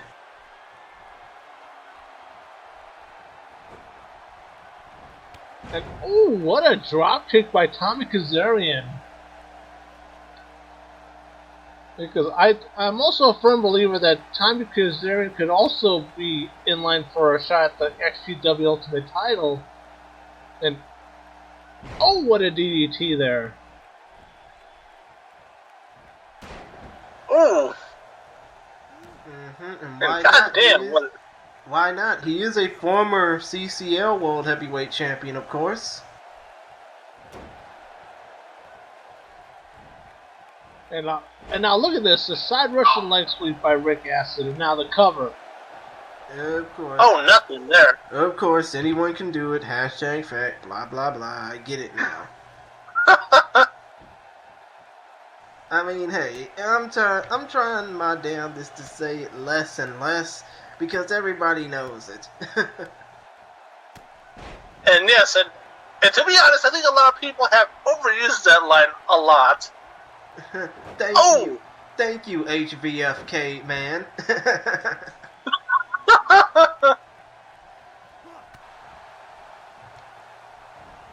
And oh, what a boost there by Rick Assis, just knocking some sense out of Tommy Kazarian there. Mm-hmm. Exactly. Doing things the anarchist way. Anarchy is the key to victory, not only to him, but to Sherman, El Toro Extremo, and AJ Kool and Slash as well. And that missile dropkick off the top rope by Tommy Kazarian. And how about that sixth member that became part of the Anarchists, Aaron Specter, and oh, what a kick there. It's like the Anarchists are growing, because I don't know if you guys remember earlier on the pre-show where I had a chance to interview Sherman Samson before we started up the main part of the show. Yes, I did see that. Oh, what a counter. Especially a shocker on both sides. Both XtremeTonys and Sherman Samson. Yeah, exactly. And we'll get to that later on during our main event. And we have a great match here, and what a neck breaker. Floats it over to a pin combination. Only gets a 1 count, though. And oh, what a drop kick by Tommy Kazarian. Mm-hmm. But you have to think about it. Tommy Kazarian is trying to keep the anarchist, actually keep Rick Assis sane, I guess. Or try to take away power from taking this championship if he can. True. Very true. Because right now they have 2 championships, the professional and the ultimate title. Mm-hmm. And oh, another neck breaker. Oh, beautifully done. Neck breaker. Only a 1 count. And now Rick Assis. Oh! What a move! And he's not done with him yet. Assis, oh shit. Wait. Ooh! Nice counter by Tommy Kazarian. Mm-hmm.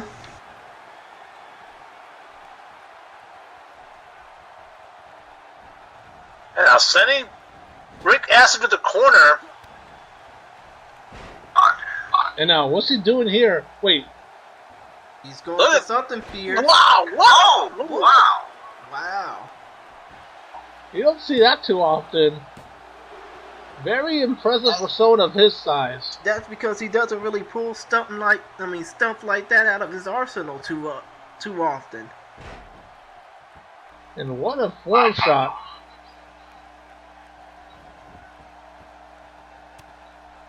And look at this, just... Well, there's a sequel and there's a trilogy. Exactly. And now Tommy Kazarian looking to get the crowd behind him. Yeah, but the crowd could play a bit of a disadvantage to him. Well, I highly doubt that because right now, I mean, Tommy Kazarian, and maybe I spoke too soon though. Yeah, of course you did. I mean, come on, Hector. Wake your ass up. Oh man, just disrespecting Tommy Kazarian there. He didn't disrespect them so as much as he just told them off. Oh, what a move! Cover 1. And I think Tommy Kazarian's been busted open. Huh. We got a bleeder! Like my good friend the Stats Lord Danny Duncombe used to say, busted his head open till the white meat. Huh. Already. Oh my god. So as a great commentator once said. And now Rick Crimson Acid. Mask. Mm-hmm. And now Rick Acid. Ooh! Rick Acid looking to put the match away. No, because Tommy Kazarian has the will to win, and he does want to win that pro title so badly. And look at this, throwing Rick Acid out of the ring. And what? Oh my goodness. What a move! Let's look at that again. With that tornado DDT going through the ropes and planting Rick Acid on the outside. Goddamn, pal. And the crowd is loving every minute of it. Exactly. Of course they are, because they're watching a man persevere through getting busted open and just doing his damnedest to try and win. 1, 2. Ooh, only a 2 count. Yeah, 2 and 99%, so close yet so far away for Kazarian, right? Right. Now, air raid crash. And Oh my god. 1, 2. Oh, a kick out. Woo. And Rick Acid is not too happy about that one. Hey, he probably shouldn't be at this point. Who could blame him? One after the knees there of Tommy Kazarian, and now Rick Acid looking to put things away here. And counter by Tommy. What a counter. And now Tommy Kazarian going to the top rope here. And connects with the swanton. And let's look at that again. Perfectly executed. Mm-hmm. And we could be moments away from crowning a new champion. 1, 2, 3. Oh my goodness. And We have ourselves a new XGWL Professional Champion. Told you so.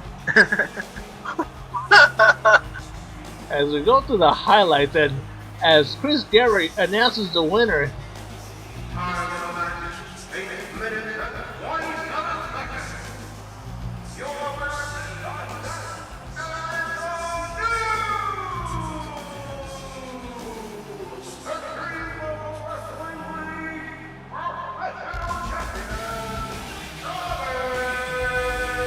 and Rick Acid put a lot of offense on the Tommy Kazarian, but that tornado DDT through the ropes was very impressive and really the turning point that swung in the favor of Tommy Kazarian. And now you're looking at your new XGWL Professional Champion, Tommy Kazarian. It has been a while since he's held a championship, and is now your new professional champion. Mm-hmm. That he is. And if you think about it, it's only going to be a stone's throw for him to possibly compete. Oh, what the hell is going on here? wait, As Tommy Kazarian is celebrating. Wait, what the hell? Hey, that's Aaron Spector. Oh. It's those damn dirty anarchists, I tell you. Anarchy is the key to victory, and if they don't win, they get pissed. You're absolutely right about that. Hi there, I'm Eddie Mac. You may know me as the lead voice of this, but also this, and this, and this, and sometimes a few other things. But we're here to talk about this. Virtual Wrestling United. We hosted quite a few events in the first few months of its existence, including Prestige, Insurgency, Queens of Wrestling 4, Most Wanted, Wicked Worlds, and Conspiracy, which you may be watching right now. For the events not named Conspiracy, you can see them right here, youtube.com/Virtual Wrestling United. Oh, and this is the channel for VWU Prestige 2 coming next summer. Cheap plug. Give us a follow on all of our social medias, including Facebook, Twitter, and Discord.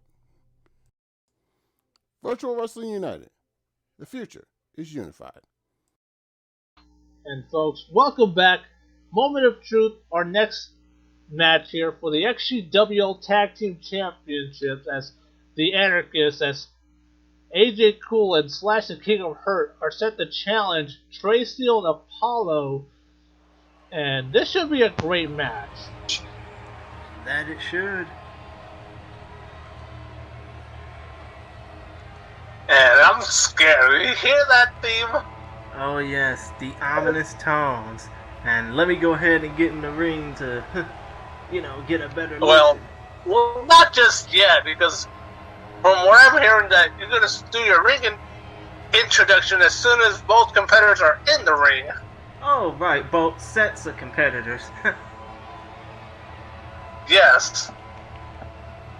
Man, and the Anarchists have created so much chaos, not just here in XGWL, but in many other CAW leagues as well.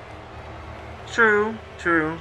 But tonight they haven't really had their fair share of victory, so to speak, which means they haven't been letting loose any anarchy.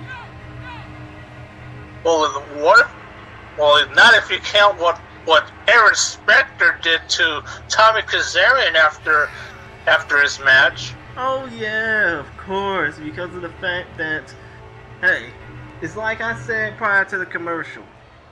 Anarchy is the key to victory, and if they don't get what they want, they get pissed. Oh yes, and how we heard about that so many times. And what are some of the other members of the Anarchists that are in other CAW leagues?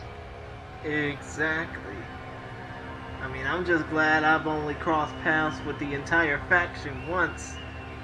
And obviously, with Sherman Samson only being in the CCL for me, well, up until last February, of course. I mean, I've only gotten a little bit of a glimpse of the Anarchists, so it really don't matter to me.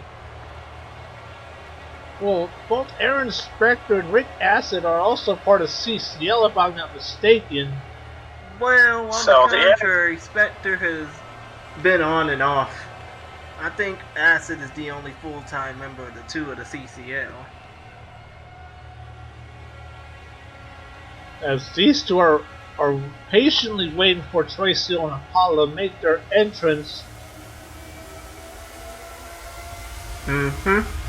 As the reigning XGWL World Tag Team Champions get set to take on the two members of the Anarchists, and of course, the Anarchists are riding a big losing streak so far this evening.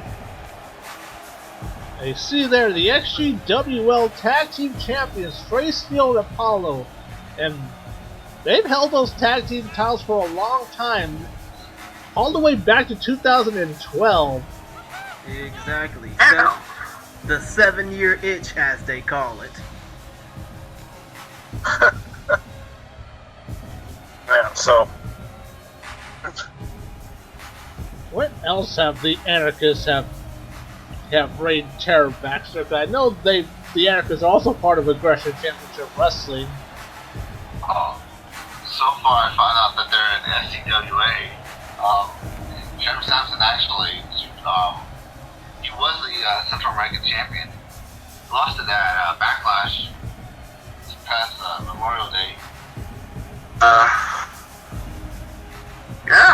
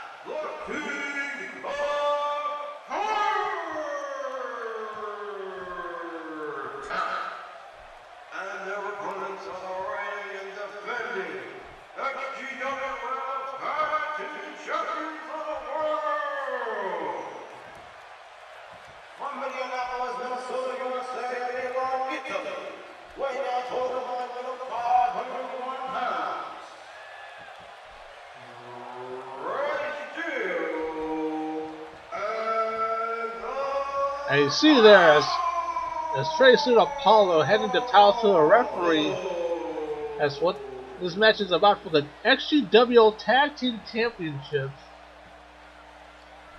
As Slash is no stranger to holding those championships before, as he was one half of the tag team champion with Sherman Samson a couple years ago.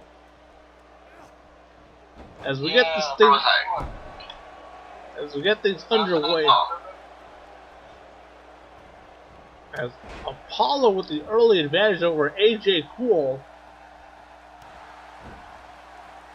As I was saying, irrespective of the bonus pool of the Anarchists are going to be one of the 4 teams in a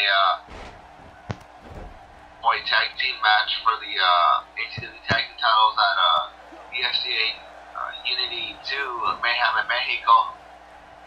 Ooh, that should be very interesting. And now, nice counter by Apollo with that Northern Lights suplex, and that's the one thing that the Italian technician can do here. And just like that with that German suplex.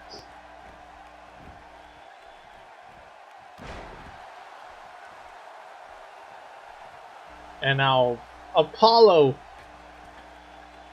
taking control here. Oh man! As I always do, I spoke too soon. And now, what a counter by Apollo. And now, great amateur style takedown as Apollo has regained control of things. And look at that back suplex.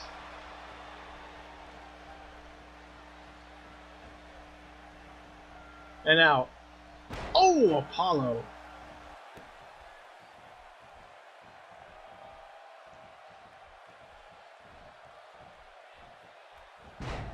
Oh man. And I mean, you have to think about it from Apollo's case. He's a former Greco-Roman wrestler, right? Absolutely. And also a former professional champion here in XGWL. Exactly. So he knows how to work those types of amateur style moves, like what he just done. And what he's doing right now, taking AJ Kool to German Suplex City. Suplex! Suplex! Fuck you, suplex! This is all countered by AJ Kool. AJ Kool. What a backbreaker. Backbreaker! And countered by Apollo. I think AJ Kool is going for the destroyer, but got countered by Apollo.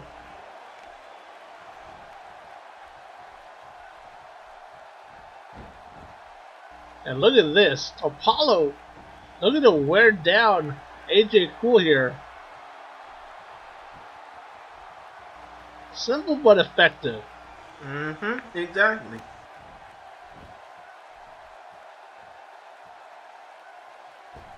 And, wow. I did not expect Apollo to be able to do such a move. Springboard elbow. And now, look at this.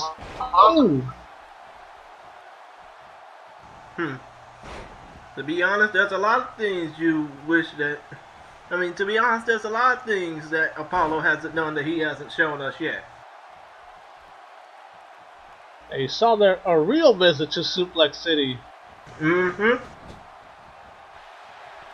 now the tag to Trey Steele.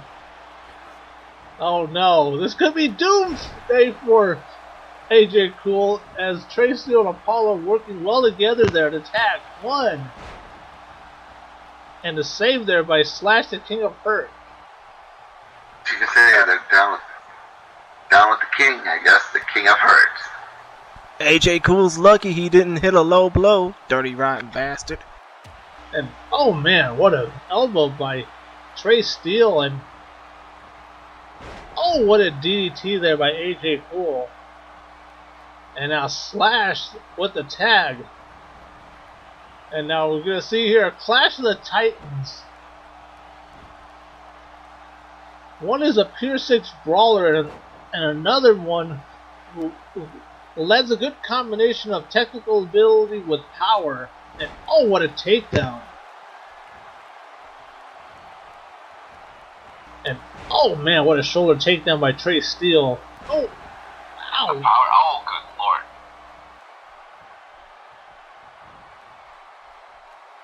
Trey Steele with all that power, but obviously Slash counters.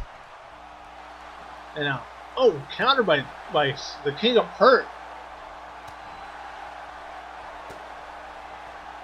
And now Trey Steele. Oh wow, look at that. That wraparound sidewalk slam, and now sending Slash to his team's corner. And we've seen this earlier, and oh wee.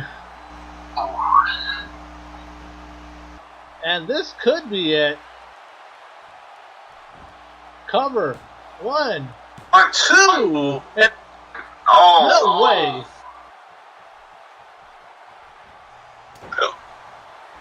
Jawbreaker by Slash the King of Hurt. How was he able to kick out after that?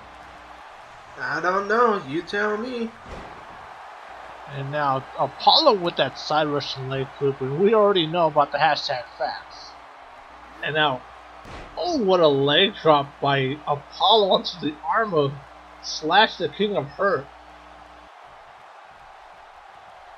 Years, Apollo has changed his appearance. You know, he used to have like a little short hair, up down to his neck, and had a goatee. Yeah, so many changes that Apollo has made. You're absolutely right on that one. Even he changed his ring attire at one time as well. And now the tag to Trey Steele. As these two work so great together. Oh, what a back body drop.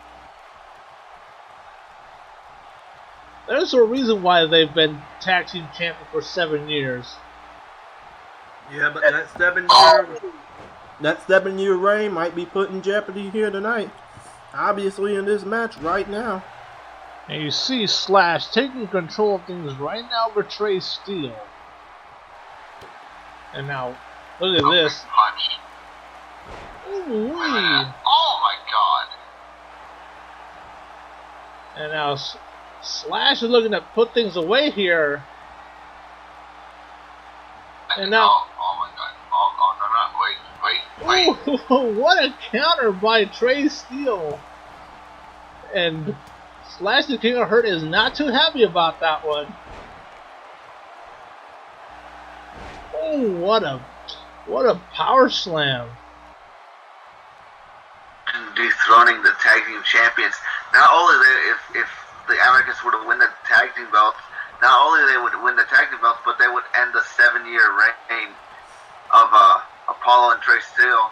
That they would. They're on the verge of doing Grab that. him by the throat. Oh! What a choke slam.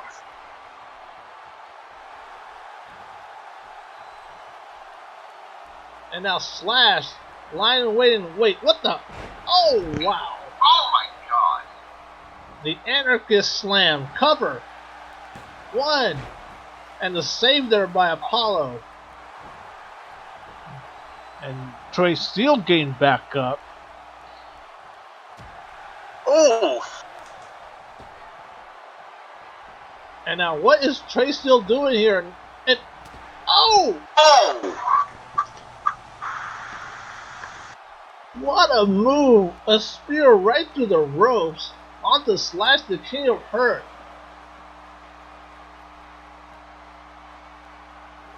And oh, what a counter by Slash.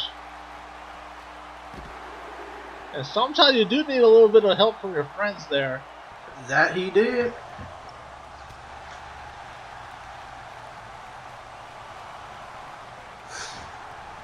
And now it seems like the tag team champions are back in control. And now Trey Steele makes it back in the ring, and the tag to AJ Kool. Or maybe not, I spoke too soon. Oh! Look at this stats press. Oh man, and Trey Steele's been busted open. We got another bleeder! Oh. Indeed. Mm-hmm. Oh, AJ Kool with another backbreaker. Now I think AJ is Kool looking to end things right here and now. And look at this. Anaconda Vice. Is Trey still going to tap out here? And oh man, he has no choice but to tap out. As the Anarchists win this one. And of course, they already knew XGWL World Tag Team Champions. Indeed, and what an upset here. Such a dominant tag team champions for such a long time, and their reign has just ended. Time of the match, 10 minutes, 7 seconds. Your winner of this contest, and the new Extreme Wrestling League Tag Team Champions of the World, AJ Kool and Flash, the King of the Heart, representatives of the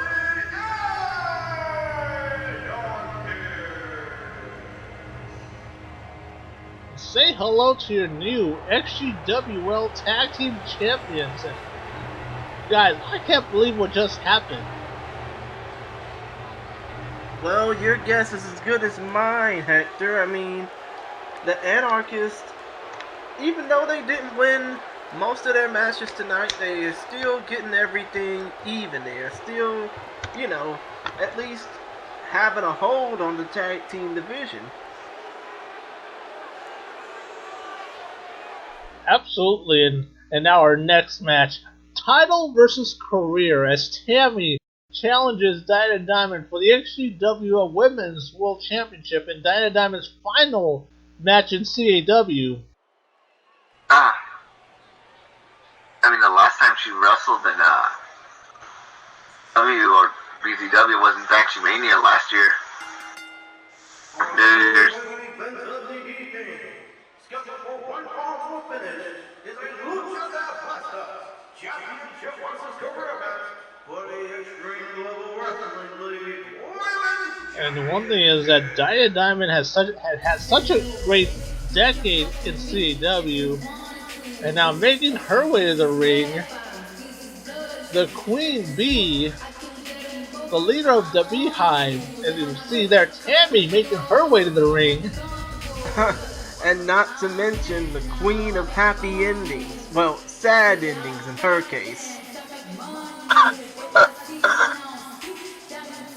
thought you weren't going to say something like that. I'm sorry. I just couldn't help myself, damn it. But one thing that shocked me still is the one thing that XtremeTony revealed in his interview with Eddie Mack earlier today. The one thing that he revealed was the fact that he... You know what, let's just wait until the main event to talk about it, okay? Yeah, I understand you want to get into it right now at this very moment. Well, this could be the last time we see Tammy in an XGWL ring. Yeah, because you know she'll get by elsewhere. Yeah, I think I know what you're talking about there, amigo. As we see the final ride for one Dinah Diamond. And Dinah Diamond has had such a great career here in XGWL and has made appearances in other CAW leagues as well. You just have to appreciate all that she's done in her entire career. No doubt about a future Hall of Famer, that's for damn sure. Agreed. Definitely, she had it. The last match at Faction Mania on New Year's Day, believe it or not. She defeated the Kid in a last women standing match. Won the Intercontinental title from BZW Intercontinental title. And Chris, the honors of the ring introductions. Introducing first the challenger with her career on the line.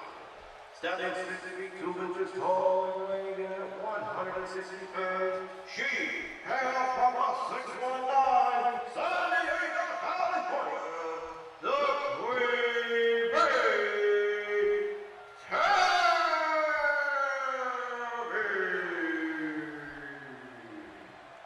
And her opponent in her final wrestling match of her career.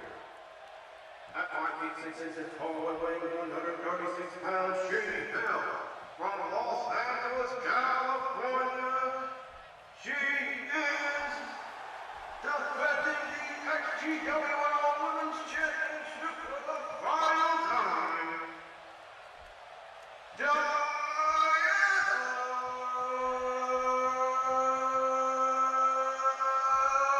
Win or lose, this will be Diana Diamond's final match, whether she wins here or not. And I have to say, great career for Diana Diamond, as I haven't said that enough. As we're about to get this one underway between these two, and there's the bell, and this one is underway. And oh, look at this! What a takedown! Diana Diamond's not wasting any time. If this is her final match, she's gonna go out with a fucking bang and not a whimper. Oh, I mean, I thought she was gonna put her away with a diamond cutter right there and then, but I guess not. Yeah, damn sure well guess. As Diana Diamond is working on Tammy early, which is easy to say.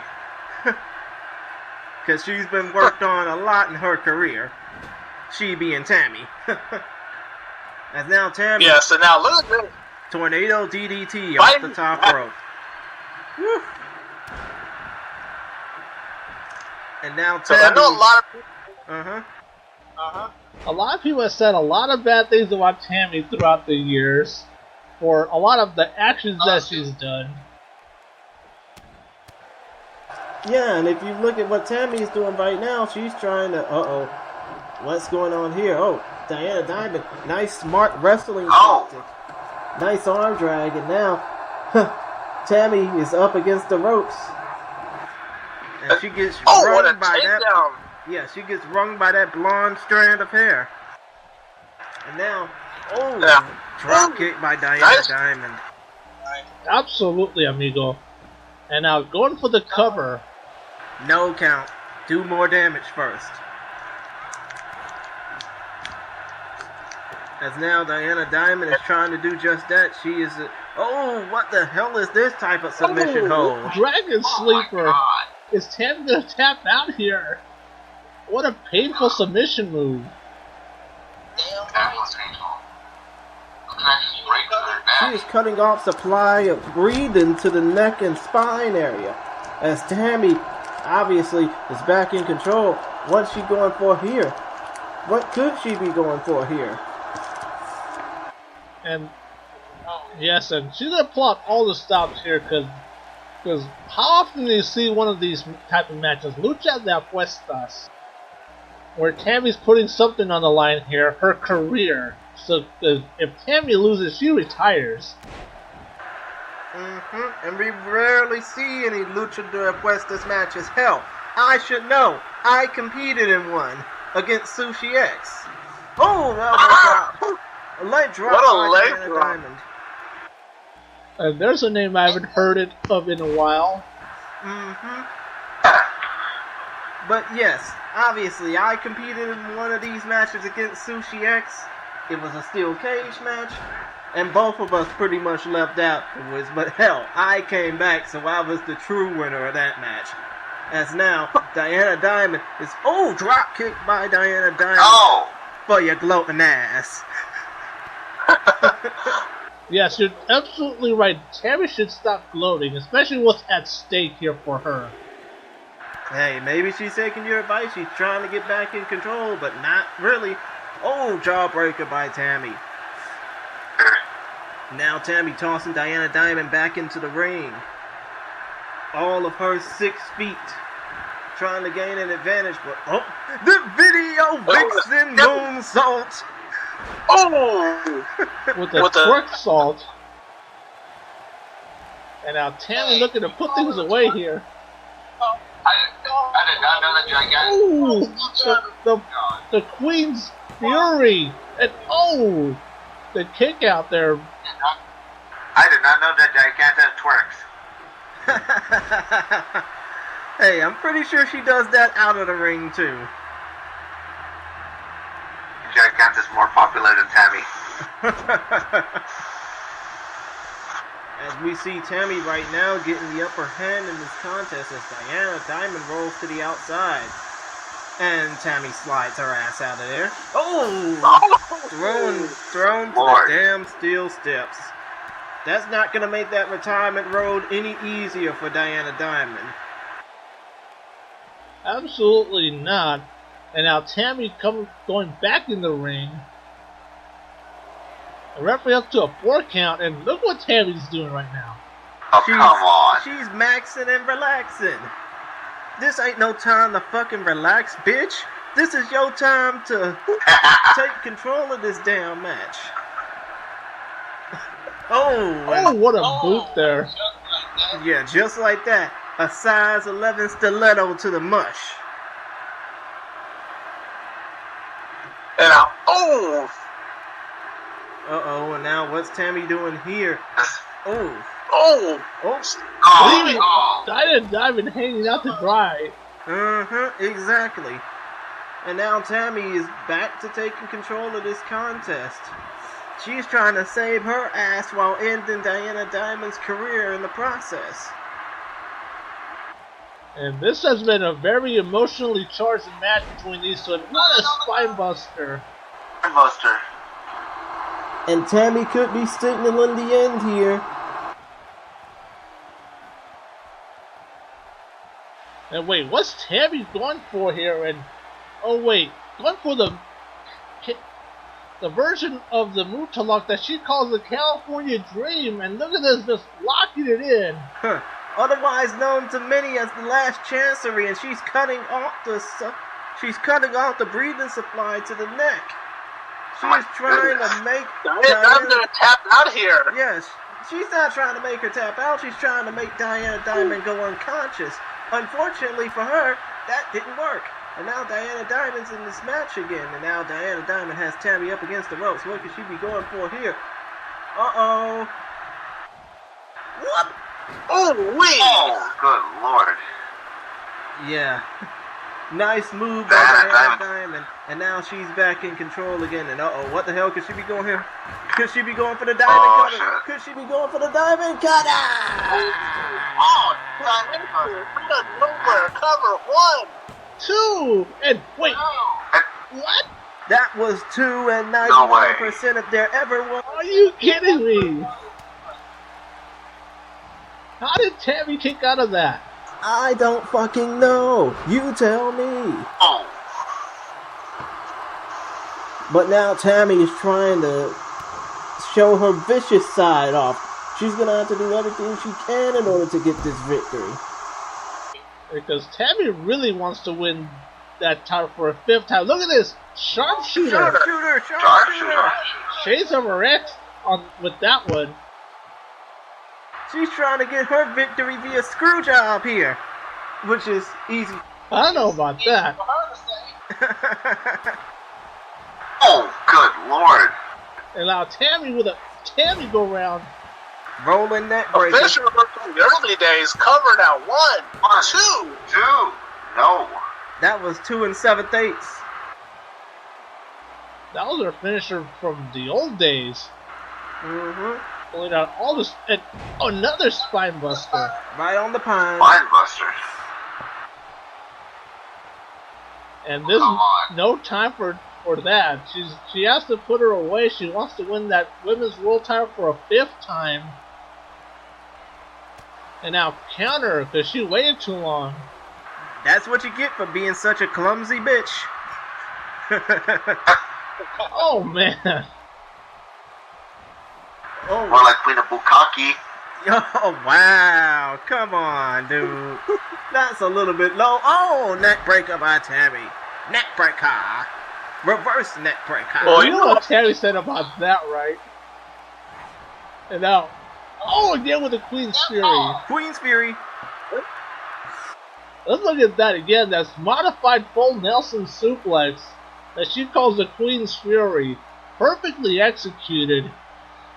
And now Tammy dragging Diana Diamond away from the ropes and now going for the cover here. One, two. No. Are you kidding me? If there's anyone that enjoys bukkake, that more power to you. I don't judge. That's kind of insulting to actually compare her to anyone that enjoys that. Honestly, I think that's my... Meanwhile, Tammy's trying to break Diana's back and make her humble. Like how she is at those bukkake parties. And now Diana Diamond breaking away from that submission hold. And what a takedown. And now Diana Diamond suplex top. Nope! Knee to the face. Oh, And now Tammy tried to take out the leg there. She just fucking bum rushed her. And now she's working on those legs for good measure. And now Tammy could be signaling the end here. Yes, Tammy's emotionally charged. But that emotion's only gonna get her so far. DDT by Tammy. And now again, Tammy. Another video. Shake your ass. Vixen Watch moves. yourself. Shake your ass. Show me what you're working with. Oh, come on. Come on, Baxter. Can you at least be professional for fuck's sake? Uh-oh, Queen Fury number 3. I've been professional. I just one, two. That's 3.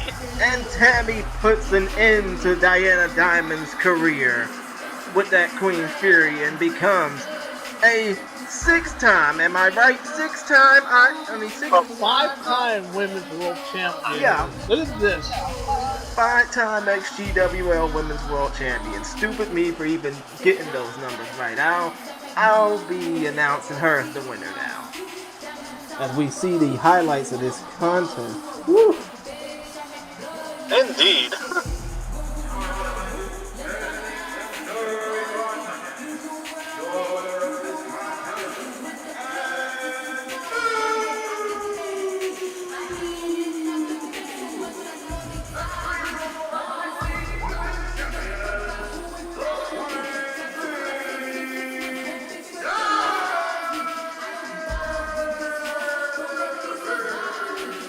And what a win for Tammy, winning that XGWL Women's World Championship that has eluded her for over a decade now, and she's finally won it.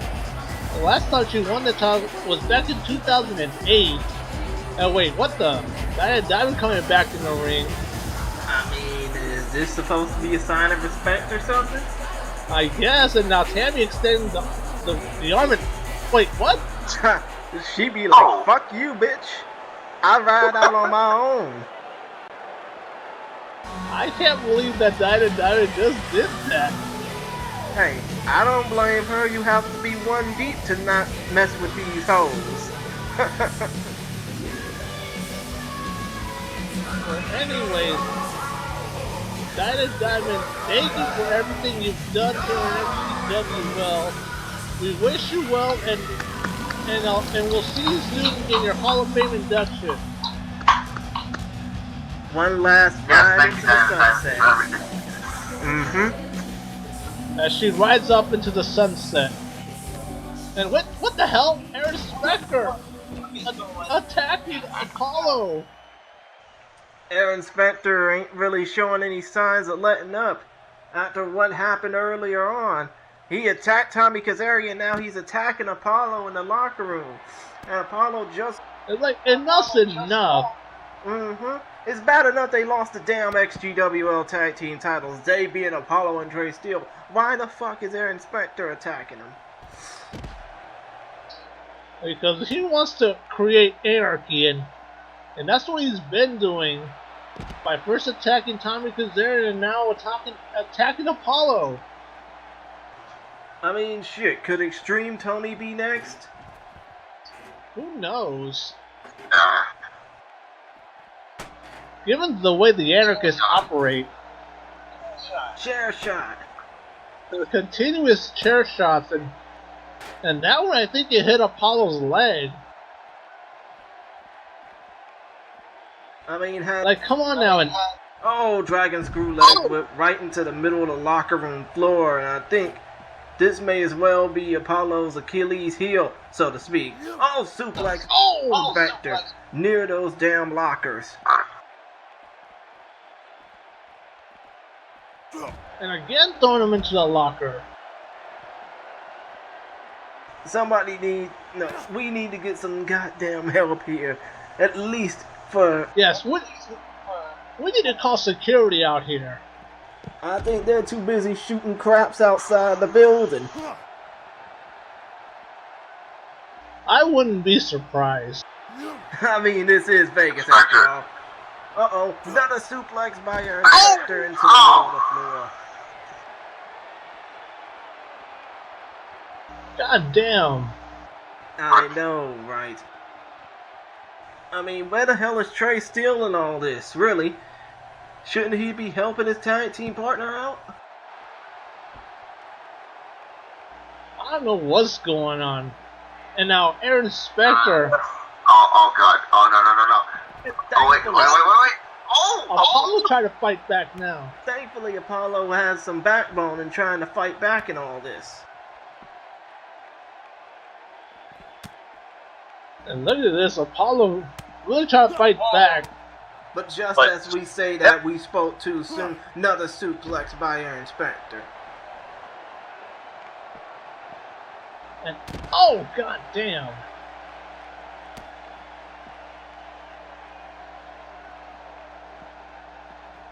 And now kicked there by Apollo. And now Apollo hits the Apollo slam. Come on, Apollo, fight back against this anarchist.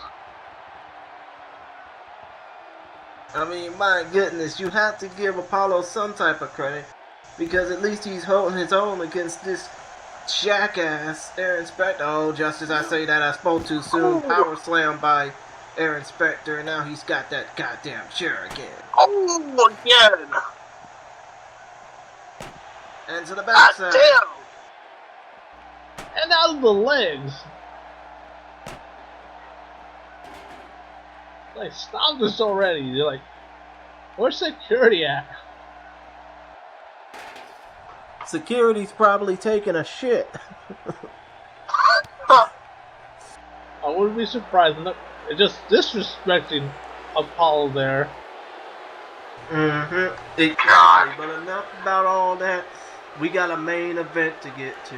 3 stages of hell for the XGWL Ultimate World Heavyweight Championship. What are your guys... first of all, Baxter, what are your thoughts about this match? It's going... Regardless, this is going to get brutal and this is going to get personal without a doubt. I see that XtremeTony getting ready for this match coming up. It's probably the most important match he's ever had to undertake. Absolutely. And XtremeTony has had some wars ever since he came back full time a couple years ago. And as we head here to our main event for the XGWL Ultimate World Heavyweight Championship in a 3-stage of hell match between XtremeTony and the leader of the anarchists, Sherman Samson.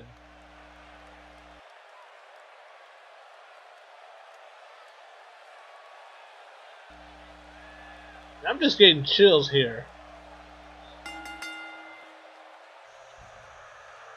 The following contest set to involve is a 3 stages of hell match for the XGWL Ultimate Heavyweight Championship of the World.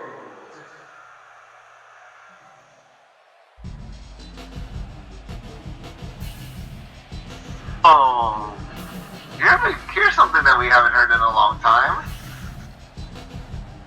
XtremeTony making his way out to the ring to his old theme song. For those of you who haven't been around for a long time, this is one of his earlier theme songs from back in the day called Sick Vendetta by the rap group Ever Drill.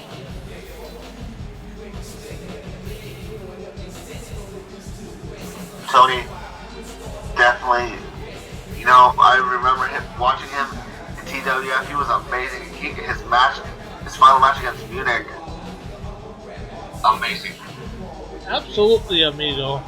And I have to say, like, one of my favorite matches, and I catch myself watching it every once in a while, and he's had some wars over there from like 12 years ago, and look at XtremeTony focused, wanting to gain that XGWL World title back. Well, for me, my favorite match of his was at the first conspiracy against CJ Logan, where he had the national title and the world heavyweight title of CCL on the line, and he won both of those titles that same night. Really think of a good. So that was pretty much a fun moment for me. As for his opponent, well, he's probably pissed that most of his faction didn't even win a single match except for the tag team titles. So he's got a lot to prove going into this contest. Absolutely. I mean, the career of Sherman Samson, he's been very successful from the very beginning. That he has. And that he lost the Central American title at SCWA Backlash. But it took him such a long time to get to this point, being at the very pinnacle of CAW, holding that XGWL Ultimate title. And look how he disrespected the title by spray painting the Anarchist logo right on the front of it. Hey, he's just marking his territory for obvious reasons. He's just basically claiming what's his is his, and what's his is his, and nobody else should matter. But enough about all that. It's time for the XGWL World Heavyweight Ultimate World Heavyweight Championship main event. And I'm gonna be on the call. I'm gonna be the one to deliver the ring intros, as Sherman Samson poses with the title for what could be the last time. And one thing is, Sherman Samson is XGWL first ever Grand Slam champion, holding the Ultimate and the Pro and the one half of the tag titles and the Crucero title. As we go to the introductions. Introducing first the challenger. Standing 5 feet 11 inches tall and weighing 245 pounds, hailing from the 619, San Diego, California. He is the head honcho of the Extreme Global Wrestling League and the Lady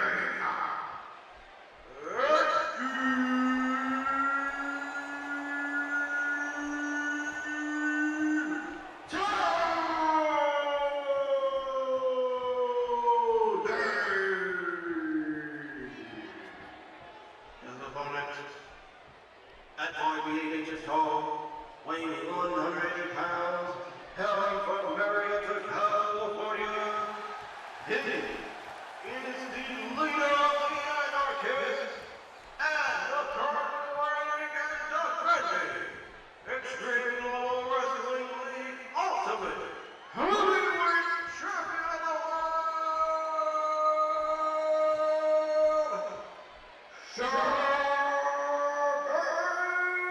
As you see the referee holding that Anarchist Ultimate World Heavyweight Championship, as these two are set to do battle in the first fall for a submission match, and XtremeTony extending the hand. And look at that! What the hell? Oh, for fuck's sake, that was a cheap ass move.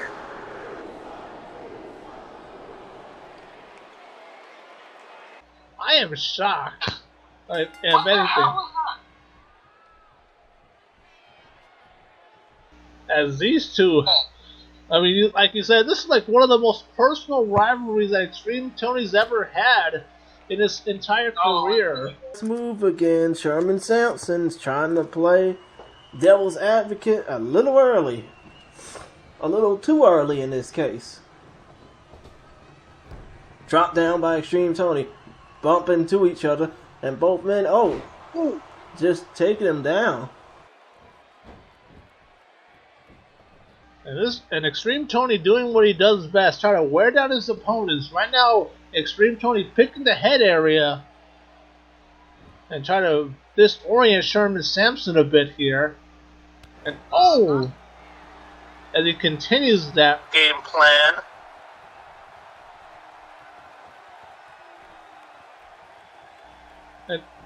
and look at that.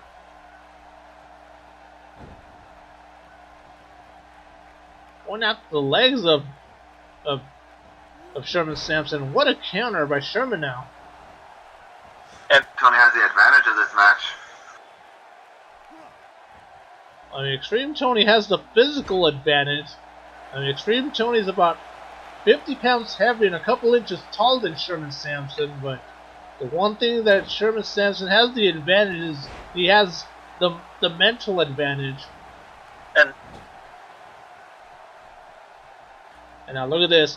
Oh, what a tornado DDT. One thing, XtremeTony operates out of emotion, out of being from the crowd, which gives him that extra step, that extra mile that many would not dare go. And now Sherman Samson is attacking the legs of XtremeTony, which is a very smart strategy. And what a counter by the playmaker, and Sherman Samson with a counter of his own. He's doing whatever he can to win this match. And both these guys have each other very well scouted, and look at that move by Sherman Samson. You know, a lot of matches, like not only in XGWL but in the Russian Championship Wrestling as well. And what a takedown! And the one thing I wanted to talk about is the bombshell that XtremeTony dropped in his interview earlier with Eddie Mack. And look at this, as XtremeTony throwing Sherman Samson out of the ring. And oh no. Know what's coming up next here. And suicide dive. Oh my goodness. And let's look at that again on the replay. XtremeTony just putting it all out on the line here. He soared like a blimp and crashed into Sherman Samson like the Hindenburg. But I still am shocked about what XtremeTony said earlier in his interview. Right, of course. And now, XtremeTony going with the San Diego stretch. A move he hasn't used in quite some time now. And is Sherman going to tap out of here? Because this is the first fall is a submission match. Oh. The second fall is a steel cage match. And what a move. And the third fall, if necessary, is going to be a ladder match. And now, Irish whip, and what an arm drag by the playmaker.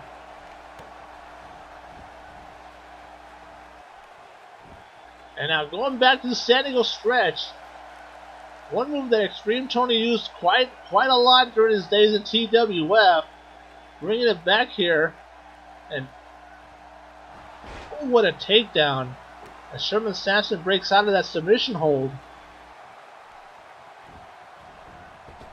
Samson out.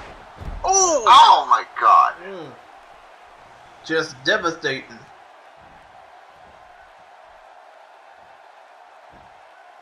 And now look at this. God damn. Wee.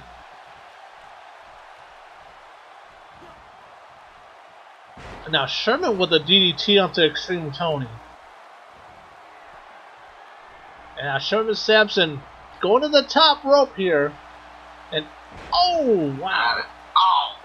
Shooting star press. And he's not done with him yet.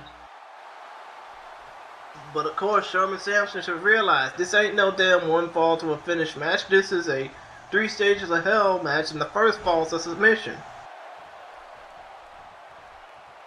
I'm very baffled why Sherman Samson picked the first fall to be a submission match. Because he wants to test himself. Mm-hmm. And he wants to make it harder for XtremeTony. I thought that Sherman Samson would pick something that would favor him more. But I am inclined to agree that Sherman Samson wants to test himself here against something that favors XtremeTony in his first fall now. Oh, look at this. Oh, he calls that the lightning bolt.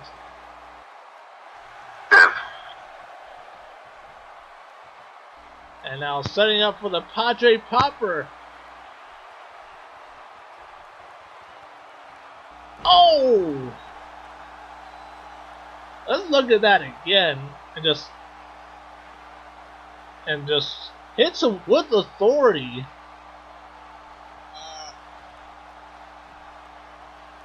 And now going back to the San Diego stretch. Got it. Oh! Better than that. Oh! Now Sherman Samson, what he's setting up for here. Oh! And out. Of Samson. Connects. And now going with a camel clutch, but XtremeTony was able to reach the ropes there with his foot. XtremeTony didn't want to be humbled just yet. No, and look at that head scissors takedown.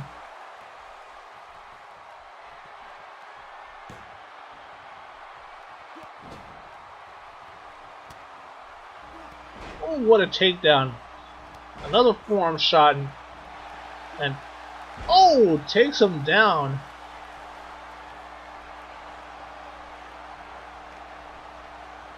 And the adrenaline is pumping. XtremeTony able to go that extra step, and now, oh, again hits him with the lightning bolt. And now, going for the sharpshooter this time. This could be it. This could definitely be it for Samson.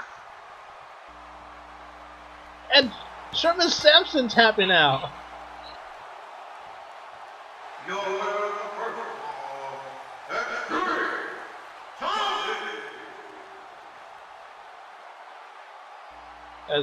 As we go through the highlights here, as they're setting up the steel cage, and this lightning bolt, I think you called it as being super effective. Exactly. And then the Padre Popper. Sherman Samson got in some offense with the Summer of Samson, which has put many people away in the past, and another lightning bolt, but then XtremeTony was able to get the first fall with a sharpshooter, and now the steel cage is in play for the second fall.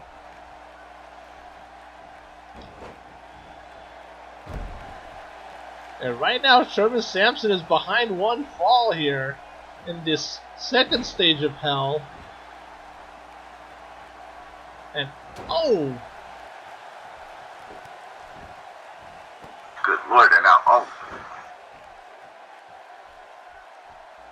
I think Sherman Samson may shift the gears here after the steel cage has been lowered. Oh! Oh my god. He probably might, because of the fact that it best suits him being more dangerous in it. Oh, what a takedown. Damn. One thing is, both men have been in numerous steel cage matches throughout their career. Mm-hmm. And look at this. Oh! Really trying to dislocate the shoulder. And oh, what a dragon screw takedown. And the only way to win this second fall is to escape from the cage. Oh, I thought it was pure submission. Well, you don't see a referee there in the ring. Oh, right.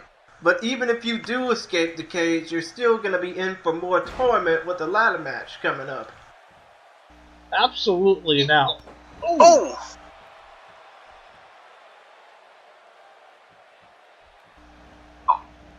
Look at this. Oh, what a What a kick there by Sherman Samson. Now head scissors takedown. XtremeTony with a counter. And oh, what a counter by Sherman Samson. Ooh.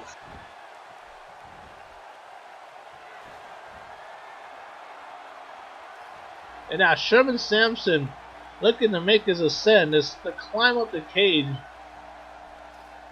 And XtremeTony coming back up and look at this. Oh, dragging down Oh my god. Those two took one hell of a fall, but they both came crashing back down to earth. And oh wee. Stutter. My God.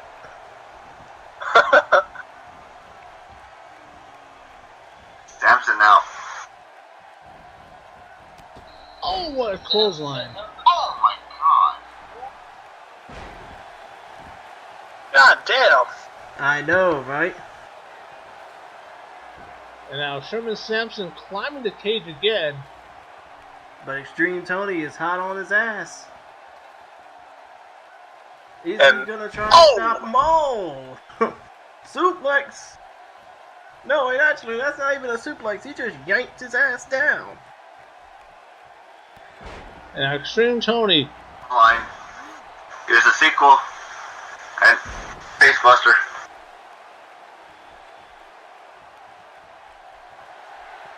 And now again going for the lightning bolt. And Connecting. bolts. Effective. And now XtremeTony could very well sweep this match right here. Sweep this and Ooh. Wait. net breaker by Sherman Samson. I spoke too soon, and now Sherman Samson's about to make the descent out of the cage for his own safety as XtremeTony tries to get up, but it's just too late.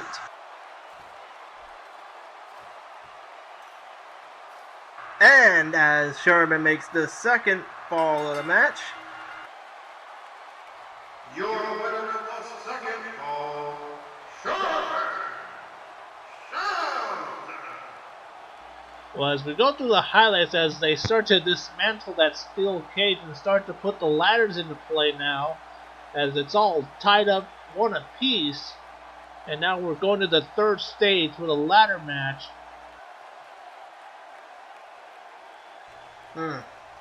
But if you think about all that has transpired over the last couple of rounds, over the last couple of falls, do you think that these two men are really even, or do you think that these two men probably got a lot in the tank that they need to prove?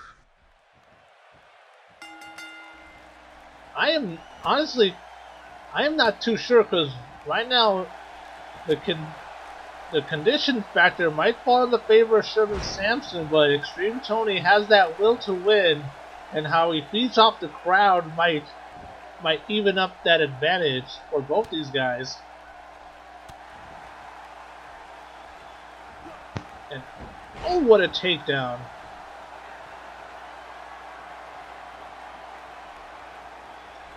Now XT on the ring apron. And Sherman Samson just knocks him right off. And right next to us, right near our announce table. He better keep Oh, it on the way. As right now, Yes, these we men better are making us stand up. I mean, all hell's about to break loose if we don't get out of the way. Ooh. And now Tony is just getting worked on with feet aplenty.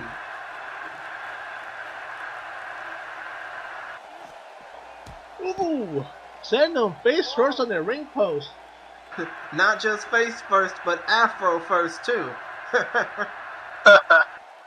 And oh, working on the arm of Sherman Samson. And right now, XtremeTony is trying to take advantage of Sherman's mishaps. Oh, fireman's carry takedown by Tony to Sherman. And that's what he has to do, work on the leg of Sherman Samson, slow him down. Try to slow down the pace. And oh! Right on the apron. Sherman's body must be lit the fuck up like a Christmas tree right now. Absolutely, amigo. As right now, Sherman is getting his legs worked on, and now Sherman is being picked back up by Tony, and now Tony, what's he going for here? Another Oh my goodness. That ass. Well, that was a lightning bolt, amigo. I know, damn it, I know. I'm just saying, nobody has said it during the entire night so far. Uh-oh. Sherman Samson with a counter. But still, these 2 men are Oh my goodness. back body drop right near that ladder, and it could have proved fatal. Oh. I mean, my goodness, right now these 2 men are at a even kill, so to speak. Trying to go for a power. You're absolutely right. XtremeTony reverses it into a DDT. And now, Tony trying to go for a power slam of his own. He gets reversed by getting kicked in the leg. Oh my goodness. By XT. Shoulder tackle. Shaped on his football days. Yeah, where he used to play at what is now known as Qualcomm Stadium. What used to be Jack Murphy Stadium. But still, XtremeTony has the ladder set up in place. He can climb up that at any time and get that title, which is what he's going to do now. And Sherman Samson realizes that his championship reigns are starting to slip away and attacking XT relentlessly. Oh! Ooh. And knocking XT off the ladder. Concussion City, my friend. Oh! Wait. Oh my goodness. Diving elbow drop off the top of the ladder. Oh my goodness. Samson out. Getting the belt. And XT is slow to get up. He's got to hurry up before Sherman Samson unclasps that title belt from there. He'll just be too close. Uh-oh. Fighting it out for the title. Fighting it out on the ladder. Oh my goodness. Sherman could be the one. Sherman could be the one that gets knocked off here. And XT starting to fight back. Both men are fighting back. It's a damn free fall for that title. Well, both these men know what's at stake here. For the biggest prize in XGWL. And Sherman Samson grabbing the title once again after knocking down XT. Can he get the title? XT's starting to come back up his feet. It's too late. Sherman Samson. Oh my goodness. With the victory. Holy shit.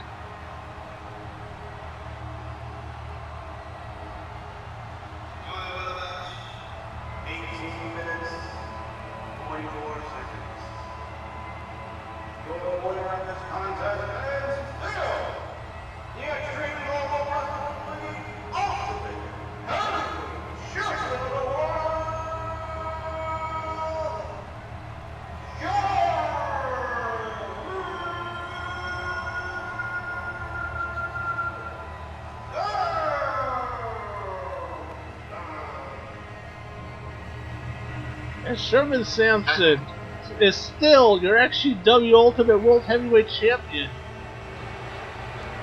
And I can't believe that just happened. And guys, what is your thoughts in our closing moments here? This holy shit. What a match. I mean, All I gotta say is, wow. This fight card started off pretty damn well, and obviously, the main event was as good as it was advertised. Even though Sherman Samson is gonna have probably a new flock of challengers for that title. Even though XT did show heart. Absolutely, amigos. Well, that's it for us here at Moment of Truth. For Baxter Helms and Chris Gary, I am Hector Diaz. Thanks everyone for tuning in. And I bid you all, como siempre, Adios.